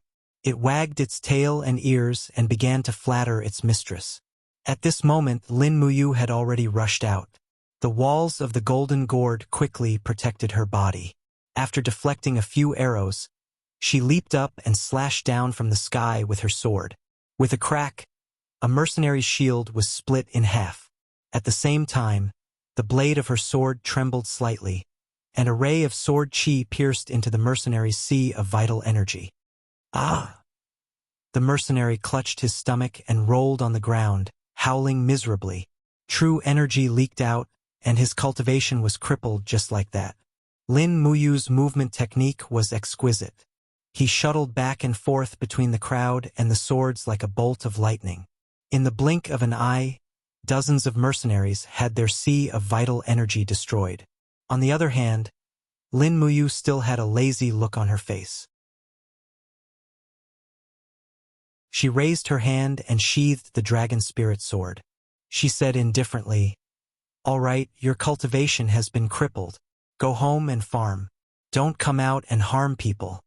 As she spoke, she lifted the mercenary with the longbow and said coldly, "Tell me, who hired you to kill me?" The mercenary's face was full of anger. He said, "You bastard! You destroyed my sea of vital energy, and you still want to trick me? In your dreams. We, the Fierce Tiger Mercenary Group, will never reveal any information about our employer. Is that so?" Lin Muyu took out a diamond coin from his cosmos sack and shook it. The diamond coin glowed alluringly under the setting sun. He smiled and said, "If you tell me, I'll give you this diamond coin."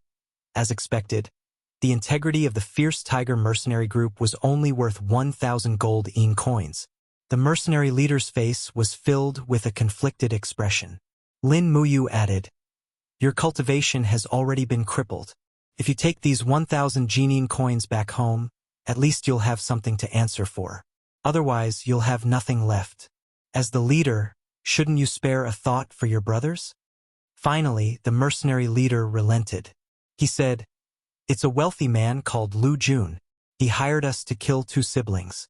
One is Lin Yu, and the other is Lin Yin. He said that by killing you, he would be able to avenge his close friend, Du Yiming. You can look for Lu Jun if you have any grudges or grievances. It has nothing to do with us." "Got it. Hurry up and scram." Lin Muyu threw the diamond coin on the ground as compensation. Otherwise, these mercenaries wouldn't even have enough money to buy a cow when they returned home. Lin Muyu frowned as she watched the mercenaries leave. She returned to Qin Yin's side and said, "Xiao Yin, we shouldn't stay here for long. Let's travel through the night after we finish eating. We'll reach the Daojiang River's tributary about 50 li ahead. We can set up camp by the river and sleep until noon tomorrow." Qin Yin nodded with a smile. Yes, I'll listen to you. Come and try my soup." "How is it?" Lin Muyu tasted it and her face turned green. "Is it good? Delicious? Why is your voice hoarse? You'll have to ask how much salt you put in."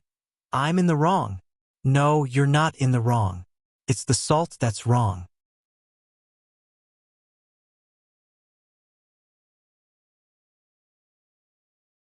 Chapter 227. Feeling thirsty, Lin Muyu rode on the skinny horse and continued on her way. As they were in the dragon-seeking forest at night, she did not have to worry about exposing her identity. Lin Muyu immediately used the secret art of sword kinesis with fire. The dragon spirit sword blazed brightly as it flew in front, opening up a path. Lin Muyu brought Qin Yin along as she sped forward. 3 hours later, they arrived at a river basin. A cool breeze blew, bringing with it the smell of river water. Lin Muyu and Qin Yin led the horse along the river slowly. They could even see the weeds sprouting on the ground. This meant that spring was coming, and the harsh winter was about to pass. Rice River was a large river in the imperial capital's mother river basin. It was formed from the melting of the snowy mountains in the north of the Seven Seas province. It flowed through the Seven Seas province, North Ridge province, South Songnan province, and Heaven's Pivot province. It seemed that the humans of the mainland were born around the Rice River basin. This was the birthplace of human civilization in this plain. Now that they had entered the Cloud province, the Rice River in front of them was just a branch of the Rice River. It was already 1,000 meters wide. One could imagine how magnificent the main stream of the Rice River was. A towering tree soared into the sky, standing straight at the edge of Daojiang. Lin Muyu pointed and smiled. "Shall we camp under this tree tonight?" "Yes." Qin Yin nodded and smiled. "Just right. It's convenient to get water here. We don't have to walk too far to get water tomorrow morning." "Yes." After setting up the tent, it seemed that the humidity in the air had increased by a lot. It was far less cold than in the dragon-seeking forest. They started a bonfire and opened a small corner of the tent. Lin Muyu leaned on the pillow and looked at the Rice River. She suddenly asked, "Xiao Yin, why are there no boats on the Rice River?" Qin Yin thought for a moment and said, "I've read about the Rice River in the Cloud province in the past. It seems that there are some water monsters living in the Rice River basin. They often make boats. Therefore, only some shallow water fishing boats and some imperial warships dare to pass through the Rice River basin in the Twilight Rain City." "Is that so?" "Yeah, that's what I heard, but I don't know if there are any water monsters." "Then go to bed early. Leave the Gold Rock Swift Wolf outside to keep watch." "And all right." Lin Muyu covered herself with the quilt and slowly fell asleep. She could hear Qin Yin's gentle breathing. It seemed that Qin Yin was used to hugging Lin Muyu's arm to sleep. He chuckled inwardly and didn't say anything else. With the 3,000-year-old Golden Rock Swift Wolf guarding the perimeter, it should be relatively safe. The art of psychic mastery was indeed a good thing. If Qin Yin's soul could tame a 3,000-year-old Golden Rock Swift Wolf, Then wouldn't his own soul be able to tame a 5,000-year-old golden rock swiftwolf? Thinking of this, he actually felt a little excited. The next morning, Qinin woke up early and went to get some water for cooking. However, Lin Muyu was still worried and followed her to the riverside. She saw that the river was turbulent and there were even huge waves that were several meters high in the center. I'm going to cook. This time, I'll make sure to use less salt, Qinin said with a smile. Okay. Go ahead. Lin Muyu remained by the riverside and gazed into the distance. There were 7 or 8 huge whirlpools in the middle of the river, but they made him feel a little uneasy. His spiritual pulse art could also detect faint fluctuations of spiritual energy, as if there was something hidden in the depths of the river. Could it really be, as Qinin said, that there was a water monster? Whoosh, whoosh. One of the huge whirlpools was at least 100 meters in diameter. Icy air rose from the center and quickly dissipated in the warm wind. The energy that Lin Muyu sensed was in this whirlpool. What exactly was it? He couldn't be sure. He couldn't jump into the river with his sword. Not to mention that his swimming skills weren't that good. If there really was a water monster in the river, he would be courting death. Awoo! The golden crag swift wolf was like a big dog lying by the river, howling at the water. This made Lin Muyu even more certain that there was something hiding in the river. He patted the golden crag swift wolf's head and said, "Little wolf, let's go back. We shouldn't stay by the river anymore." Woo woo. The swift wolf followed him back with its tail between its legs. Did you find anything? Qinin's soup was almost done. Nothing. Lin Muyu shook his head and said, "Let's hurry up and eat. After we finish eating, we'll leave immediately. Don't rush along the river. It's not safe here." Could there really be a water monster? It's hard to say. All right, hurry up and eat. Xiaoyin will get you some soup. Holding the big bowl, Lin Muyu wolfed down the meat soup. His body warmed up, and he suddenly felt an inexplicable sense of satisfaction. However, at this moment, the howling of the golden crag swift wolf came from the river. It sounded like it was wailing and full of fear. Damn it! Why did that stupid wolf still go over? She hurriedly put down the bowl and unsheathed the dragon spirit sword. With a clang, Lin Muyu summoned her gourd martial soul and rushed over. Qinin also carried her zither and followed behind. The golden rock swift wolf was already howling miserably in the water.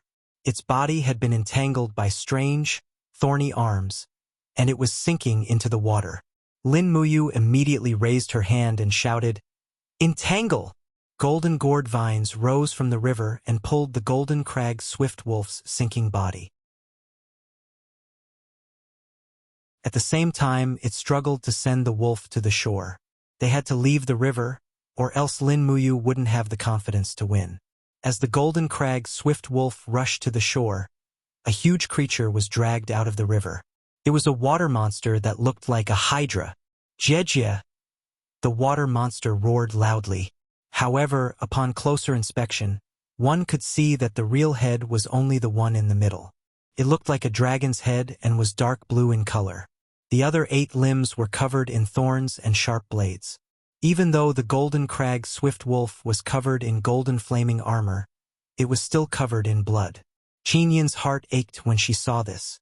She immediately sent out a sound wave attack. With Qinin's help, the golden attack landed on the water monster's body. The water monster flew into a rage out of humiliation and rushed to the shore. This time, it was even more certain that this was a horned dragon that lived at the bottom of the river. It was an ice attribute spirit beast. There were 5 golden patterns on its head. It was a 5,000-year-old spirit beast. However, this thing didn't look like a dragon at all. Instead, it looked more like a disgusting and terrifying monster. It was a complete and utter water monster. It's the frost-armored dragon. Qinin's eyes turned cold. Big brother, you be careful. The frost-armored dragon's restraining ability is very strong. Once you are bound by its blade-like arms, it will be very difficult to escape. I know. One could imagine it just by looking at the sorry state the golden crag swift wolf was in. However, if it was only a 5,000-year-old spirit beast, then there was nothing to fear. Wang! The dragon spirit sword spun rapidly under the cover of the raging flames. The moment it appeared, it used fire to control the sword. Lin Muyu raised her hand and used the wall of the gourd to block the frost-armored dragon's blade-like arms. Blood surged in her heart as she punched out with her demonic sound fist. Pong! The horned dragon's body trembled slightly. However, it didn't die from the injury. Instead, it swung its blade-like arms at Lin Muyu even more ferociously. The tips of these blade-like arms were like long spears and possessed astonishing destructive power. In the blink of an eye, a deep hole was left in the wall of the gourd. Lin Muyu felt her scalp go numb just looking at it. At this moment, the dragon spirit sword had already launched its attack. With 3 consecutive slashes, 3 of the frost-armored dragon's blade-like arms were severed. Green blood splattered everywhere. It was an extremely disgusting sight. Kiki! Amidst the screams, the frost-armored dragon suddenly pounced forward. Its abdomen suddenly opened, revealing a huge mouth full of sharp teeth. With a hua sound, it enveloped Lin Muyu's body. Big brother Yu. Qin Yin was so anxious that tears were about to fall from her eyes. Since Lin Muyu had been swallowed, she didn't dare to use sound waves to attack. That would hurt Lin Muyu. Fortunately, at this moment, a golden light broke through the frost-armored dragon's abdomen. The dragon spirit sword had directly cut through the frost armor. Lin Muyu's entire body was wrapped in Do-Chi armor. How could she be killed by a mere 5,000-year-old spiritual beast? She leaped into the air and stood in the wind. With a wave of her finger, the surrounding river water rose up and condensed into water swords under the guidance of the sword manipulation technique. In the next moment, the swords shot out in a concentrated manner, sword manipulation technique. Pong, pong, pong. The frost-armored dragon's hard armor was riddled with holes. Miserable howls rang out incessantly. In the blink of an eye, it was riddled with holes. But with the support of its strong vitality, it actually moved its body rapidly towards the river water. It seemed to be trying to escape. You still want to leave? Lin Muyu was in such a sorry state. How could she let the frost-armored dragon go so easily? She grabbed the long sword and slashed down from the sky. Kacha! Another 2 blade-like arms were severed. The 9-headed snake had become a 5-headed snake. At this moment, Qin Yin suddenly raised her sword and attacked. Her sword suddenly landed on the side of Lin Muyu. With a pong sound, the energy of the god-binding chain shattered. At the same time, there was a strange howl. That was another horned dragon that had tried to attack Lin Muyu. It was the second frost-armored dragon. Through the spirit pulse technique, countless powerful auras were surging up from the bottom of the river. Lin Muyu's heart turned cold. She hurriedly wrapped her arms around Qin Yin's slender waist and activated the falling star steps to leave the riverside. Let's go, it's not good. Qin Yin was stunned. She turned around and saw numerous dark blue heads poking out from the river surface. Her scalp went numb. No one would have thought that there would be so many frost-armored dragons living at the bottom of the river. So many. Run for your life, and you still dare to lament. And, luckily, the campsite was about 500 meters away from the river. The murderous frost-armored dragons only chased them for about 100 meters before retreating. It was as if they had also sensed that the shore was not their territory. There are more than 100 of them, Qin Yin said with lingering fear. Most of them have a lifespan of 2,000 to 4,000 years. So scary. I finally know why Grandpa issued a fishing ban and forbade fishermen from fishing in Daojiang. Lin Muyu's heart went numb. Such a scary mother river. It's too inhumane. Pack up the tent and let's go. NN. A single frost-armored dragon was already so scary. Lin Muyu was very sure that if she had jumped into the river to fight it, she would have died without a corpse.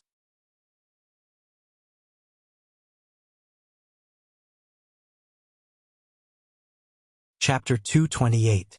Not long after leaving the waters of the Daojiang River, 2 roads appeared in front of them. One was to cross the mountain range in the west and head towards the main road near the ancient path in the clouds. The other was a canyon in front of them. After passing through the canyon, they could take a shortcut to the border of the Cloud Province. Qinin flipped through the map several times and asked, "Big brother you, which road do you support?" "The official road is too ostentatious, so it's not suitable. If we take the canyon path?" Lin Muyu squinted her eyes and looked into the distance, saying, "This canyon path seems to have not been used for at least 100 years. It's completely a primeval forest. I'm worried that if we take this path, it will be even more dangerous. However, the danger from wild beasts is much less than from humans. I think we should take the canyon path." "Alright, it's a small path. Let's go." Amen. After entering the canyon, there were cliffs on both sides. The trees in the canyon were all so tall that they reached the sky. The ground was covered with a thick layer of leaves that were slowly withering. It was clear that no one had stepped into this place for a very long time. "Be careful." Lin Muyu suddenly felt a wave of alarm in her heart. She pulled Qin and hid under a cliff. They could only hear the sound of an eagle's cry in the sky. A giant eagle with a wingspan of at least 10 meters flew over their heads. Qin widened her beautiful eyes in shock. She watched the giant eagle fly far away before sticking out her tongue and saying with a smile, "This giant eagle has at least 10,000 years of cultivation, right? Amen, it can only be higher and not lower." Lin Muyu nodded with lingering fear in her heart. "We have to be careful. A 10,000-year-old spirit beast actually appeared in the vicinity. It's not simple. I feel a bit uneasy. Amen, just be careful." They continued on their way and encountered 2 foraging spirit beasts along the way. One was a 7,000-plus-year-old scarlet flame tiger, and the other was an 8,400-year-old frost lizard. Speaking of which, it was really strange. Didn't creatures like lizards hibernate during the winter? However, this lizard moved with heavy steps and walked around the mountains. Lin Muyu and Qin even saw this lizard swallow a 120-year-old wild boar with their own eyes. That wild boar was really pitiful. It intruded into this area that it shouldn't have. It was simply courting death. It was almost noon, and it was time to find a place to rest. At this moment, Qin pointed to the mountainside in front of them and said with a smile, Look, there's a temple there. Should we go and take a look?" Lin Muyu narrowed her eyes. "It's an abandoned temple. What's the point of going there?" "I'm just curious." "All right then." Lin Muyu couldn't dissuade the little princess. She smiled and said, "I'll take a look and leave." "Yes." It was already afternoon when the 2 of them were halfway up the mountain. This temple had been abandoned for many years. The front hall was almost completely weathered into ruins. It was full of fallen leaves. The main hall still had some broken bricks and tiles. There was even a bronze statue that looked very old standing in the ruins. It was a Buddha statue with its palms together. However, it was covered in green copper, and the head of the Buddha statue had been weathered away. Lin Muyu gently reached out and touched it. Immediately, one of the hands of the Buddha statue crumbled and fell to the ground like a pile of mud. Damn, how many years has it been for it to be abandoned to this extent? Lin Muyu was secretly shocked. She said, "At least 2,000 years." "No."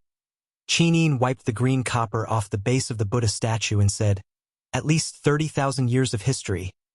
"How can Xiaoyin be so sure?" "Because of this." Qin pointed to a row of words that Lin Muyu couldn't understand at the base of the Buddha statue. She said, "This ancient Buddha statue is called Xuanji Buddha, but the carvings on the base are Shenan Buddha." Father had asked Xiaoyin to study the Buddhist scriptures, so Xiaoyin naturally knew that the Shattered Cauldron Realm continent worshipped 9 great Buddha. Shenan Buddha was one of them. However, the name was changed to Xuanji Buddha during the war 30,000 years ago. Therefore, most people only know of Xuanji Buddha but not Shenan Buddha. So that's how it is. Lin Muyu secretly sighed. The Buddhism of this world was completely different from her world. They actually didn't worship Vairocana. Qin sincerely knelt in front of the Buddha statue. After praying for a while, she smiled and said, "Although the empires and dynasties of the continent have changed many times, the beliefs have never changed. They have always believed in the 9 great Buddha. Brother Yu, let's go. We can't stay here for long. This place has been abandoned for at least 10,000 years. Who knows what might be there? Okay. Lin Muyu nodded. However, just as she was about to leave, her heart suddenly moved. The spirit pulse technique rippled, as if there was spiritual energy fluctuating somewhere. Carefully sensing it, it was actually under her feet. What's wrong? Qin Yin looked at him in surprise. Lin Muyu immediately pulled out the dragon spirit sword and said, Xiao Yin, it seems like we might have found a treasure. I can feel energy fluctuations underground. It's not deep. Let me dig. Qin Yin couldn't help but laugh. This place has been abandoned for 10,000 years. What good things could there be? Who knows? We'll know once we dig. With a spin of the dragon spirit sword, Lin Muyu acted as an excavator and quickly dug a hole in the ground. Qin Yin stood to the side and smiled as she watched him search for treasures. Not long after, they dug nearly 5 meters deep. Suddenly, with a clang, the dragon spirit sword hit a hard object. It was actually able to block the sharpness of the dragon spirit sword, which was enough to show that it was definitely a treasure. Lin Muyu hurriedly bent down and gently pushed away the soil with her palm. However, she saw a bare, blood-stained lump of iron. She raised her hand and grabbed it, pulling it out with force. The more she pulled, the longer it grew.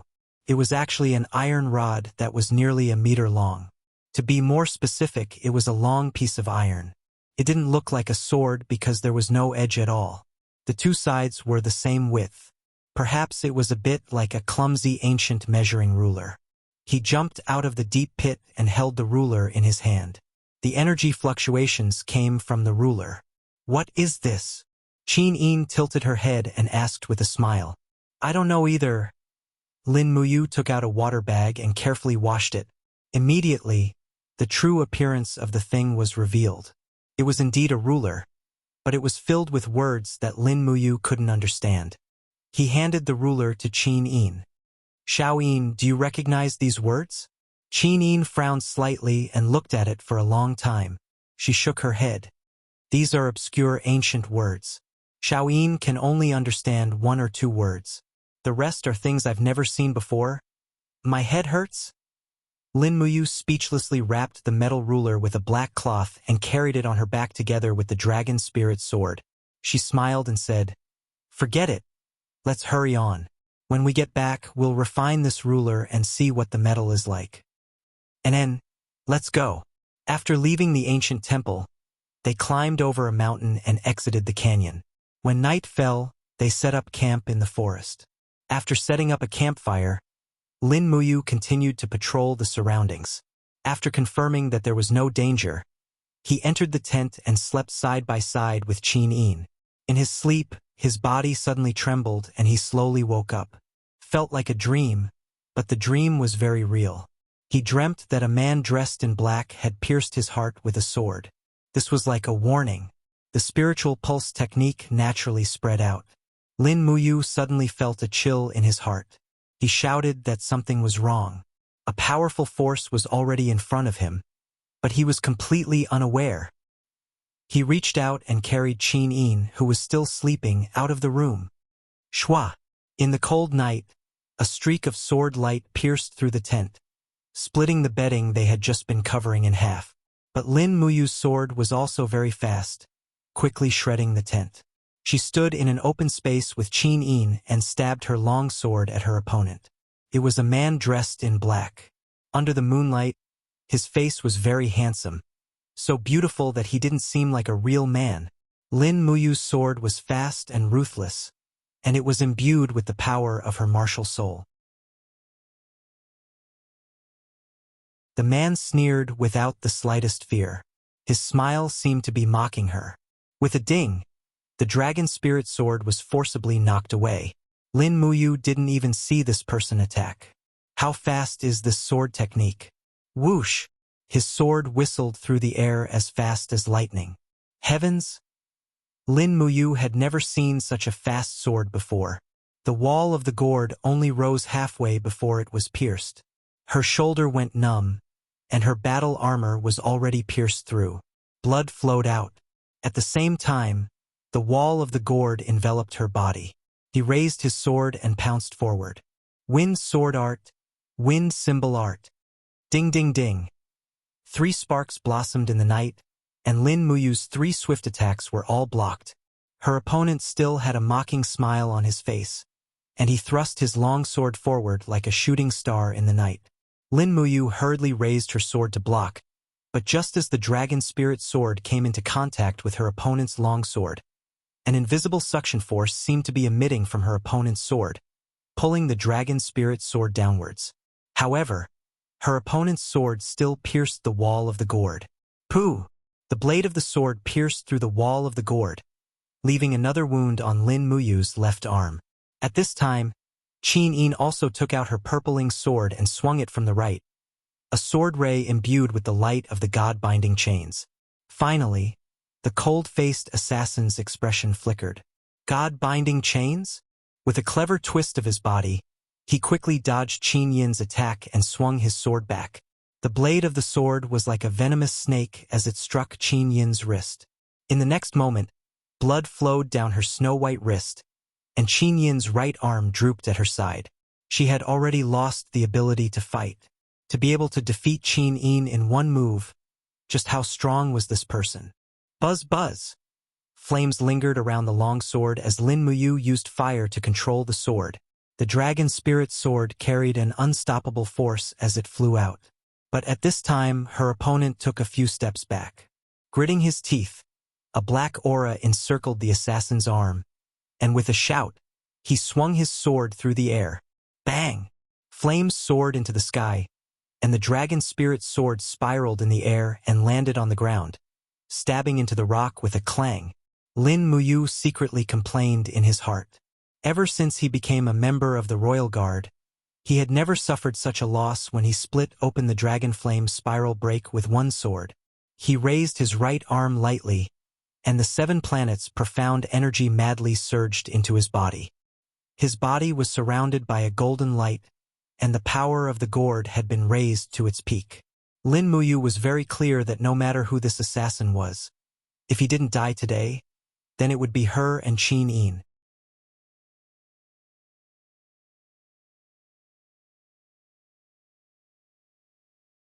Chapter 229. Silhouettes of people, livestock, flowers, plants, and trees emerged from the surrounding wilderness and rose into the sky. Like a star field, they frantically surged towards Lin Muyu's body. This was the place where all living beings once lived. Lin Muyu seemed to have instantly gathered all the remaining life force on this piece of land and punched out with her left fist, which carried the boundless energy. 3 luminaries all calamity. This majestic attack was definitely not something to be underestimated. The disdain in the assassin's eyes disappeared as well. Sweeping his long sword horizontally, his dark battle aura frantically poured into the long sword. He chuckled and said, "I didn't expect that there would actually be someone in the future who had mastered such a mysterious martial art. However, it is truly a pity that you are going to die here today." With a shout, as the saying goes, the skilled are bold. This assassin actually slashed out with his sword that was filled with dark battle aura. Was he trying to destroy the 3rd luminary's profound energy with a single slash? Lin Muyu's entire body trembled as she exerted all her strength to gather her battle aura. Milky white battle aura lingered around her body, forming a clear contrast with the mysterious assassin's dark battle aura. Bang! The earth trembled and the surrounding air seemed to have frozen in an instant. A few seconds later, the air suddenly split open and after an explosive sound, the power of the 3 luminaries all calamity instantly collapsed. However, the assassin's sword aura cut through the profound energy and went straight for Lin Muyu's left arm. Was he trying to cut off one of Lin Muyu's arms? Fortunately, Lin Muyu's reaction was extremely agile as she brazenly moved with the star steps. A loud sound rang out behind her as the long sword slashed onto the ground, causing countless gravel to fly out. The assassin let out a cry of surprise as he probably did not expect that Lin Muyu would be able to dodge this attack. However, His figure was extremely fast as he swiftly closed in on her like a phantom. Swoosh, swoosh, swoosh. He slashed out 3 times consecutively, forcefully pushing away Lin Muyu's dragon spirit sword once again. PFFF. There was a piercing pain as blood splattered from Lin Muyu's left wrist. Furthermore, it was not as simple as an injury, but the tendons of her hand had been cut off by the assassin. Her battle boots rolled away as Lin Muyu retreated in a sorry state. Fresh blood dripped down from her left hand. Not far away, Qin Yin held onto her right arm as her beautiful eyes were filled with despair and sorrow. You? Lin Muyu did not speak as she quickly retreated with the sword in her right hand. Her beautiful eyes were filled with despair and sorrow. You. Dark do chi circulated on the sword. The face of the swordsman assassin was filled with a faint smile as he said, "Brat, your left hand is already crippled. Why don't you obediently accept your death and return the sacred tool to me?" Sacred artifact? What sacred artifact? Lin Muyu's eyes turned cold. Stop pretending. The assassin launched himself at Lin Muyu. His long sword transformed into specks of starlight in the air as he slashed at Lin Muyu. Lin Muyu had no choice but to reform her battle armor and the walls of her gourd. However, the defenses of the newly formed gourd walls were very weak, and they shattered in an instant. Lin Muyu was stabbed in the chest again, and she fell to the ground in a sorry state. Hua! Above her head, the assassin's aura surged. He suddenly reached out and grabbed the iron ruler on Lin Muyu's back. Could it be that his real target is this iron ruler? Lin Muyu's heart skipped a beat. She activated the fallen star step in the air and lightly stepped on the ground with her left foot, creating a ripple of starlight. Her nimble body spun in an arc in the air, dodging the opponent's sharp claws. Her boots landed on the arm of the assassin, and with the help of the rebound, she slid more than 10 meters away. She lowered her body slightly to protect the ruler. This was an opportunity. However, his left hand could only hang down, and he could no longer use his strength. The pain of his tendons being cut almost suffocated him, but he did not need to be weak at this time. Weakness would only bring death. He had to be strong and bear everything. Hey, you are really good, but unfortunately you still have to die. The assassin walked towards Lin Muyu step by step. Suddenly, his body flickered as he shot towards Lin Muyu like a bolt of lightning. His sword swayed in the air, and the angle and speed of the sword completely exceeded Lin Muyu's ability to react. With a poochie sound, a flower of blood bloomed on Lin Muyu's shoulder. Moreover, the assassin did not pull his sword out after stabbing into her shoulder. Instead, he used the momentum to press Lin Muyu's body down, and a large hand once again reached for Lin Muyu's back. He wanted the ruler again. Lin Muyu endured the pain on her shoulder. Her right hand that was holding the dragon spirit sword suddenly flipped, and blood-red Xian energy circulated. Throw caution to the wind. 4th star. The space quickly distorted, and the ghost god constellation danced around. The assassin's heart was only on the ruler. Just as his palm was about to touch the ruler, his abdomen suddenly suffered a blow from the 4th star. Pong! The dark do chi shattered into energy forms and circled around. Finally, the attack was effective. The assassin did not get the ruler, but flew back a few meters, and blood flowed from the corner of his mouth. Bastard, you dare to injure me? The assassin wiped the corner of his mouth, and holding the sword, he sneered. I will grant you another way to die. Lin Muyu's heart was in turmoil. What kind of person was this? He actually took the power of the 4th star head-on and was only lightly injured? Furthermore, from the start to the end, Lin Muyu did not see this person summon his martial spirit. Could it be that he was born without a martial spirit? Moreover, his blood-red eyes seemed to contain a demonic power that was unfathomable. Shoo! The sword pierced through the air, and Lin Muyu subconsciously blocked it. However, the opponent's speed was too fast. With a flick of the blade, the dragon spirit sword was easily swung away. His movement speed suddenly increased, and his knee landed heavily on Lin Muyu's abdomen. A suffocating feeling came over, and Lin Muyu instantly lost the ability to fight. His right arm suddenly turned cold, and then a scorching power surged into it. Intense pain came, and his heart instantly turned to ashes. It's over. The tendons in his right arm were also broken. Even holding the sword was very difficult. Instantly, despair and helplessness filled the entire Ihai. 7 Luminaries Demon Emperor, do you still want to watch the show? Lin Muyu shouted in the Ihai. If I die, your primordial spirit will also have no place to reside. Let's see how you die. However, the 7 Luminaries Demon Emperor laughed in the Ihai. You weak as a chicken, you finally thought of me at this time?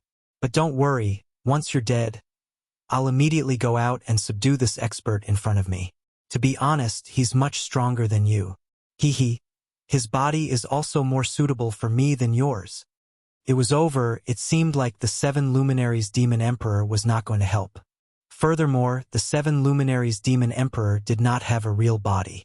Could the power of a ghost really suppress this mysterious expert in front of him? Give it to me. The Iron Ruler had already been grabbed by the assassin. With a forceful pull, it was forcibly pulled out from Lin Muyu's back. Ha ha ha, the demonic weapon is finally in my hands. Ha ha ha, I, Chen Yun, am the greatest hero of the celestial race. Ha ha ha. He laughed maniacally. Suddenly, he lowered his head and looked at Lin Muyu, as if he was looking at a dying prey. He slowly raised the Iron Ruler. Instantly, the Iron Ruler glowed brightly. The killer laughed heartily. Seeing that you've helped me find the demon weapon and sacred weapon, I'll grant you a quick death. Lin Muyu's arms were trembling, and he could not muster any strength. He lowered his hand to control the dragon's spiritual sword with fire, but he did not even have 10% of his strength left. What threat could my son pose to this mysterious expert? He raised his head. Blood flowed down his forehead and into his eyes, but his gaze was more determined. He said lightly, "Come." The mysterious assassin sneered, and the Iron Ruler quickly fell. Hua! At this moment, suddenly, a golden light bloomed on Lin Muyu's forehead. It was the 7th level ability of the Green Gourd Martial Soul Light of Dawn. Under the bright light, the mysterious expert's eyes were immediately pierced with extreme pain. He hurriedly closed his eyes and roared, "Despicable brat! I will kill you!" The Iron Ruler fell with the wind, but it could not hit him. Lin Muyu had already controlled the dragon spirit sword to return to its sheath. He ran to Qin Yin's side and bent down. "Xiaoyin, get on my back, quickly!" One of Qin Yin's arms was almost crippled. She hurriedly hugged him with the other hand.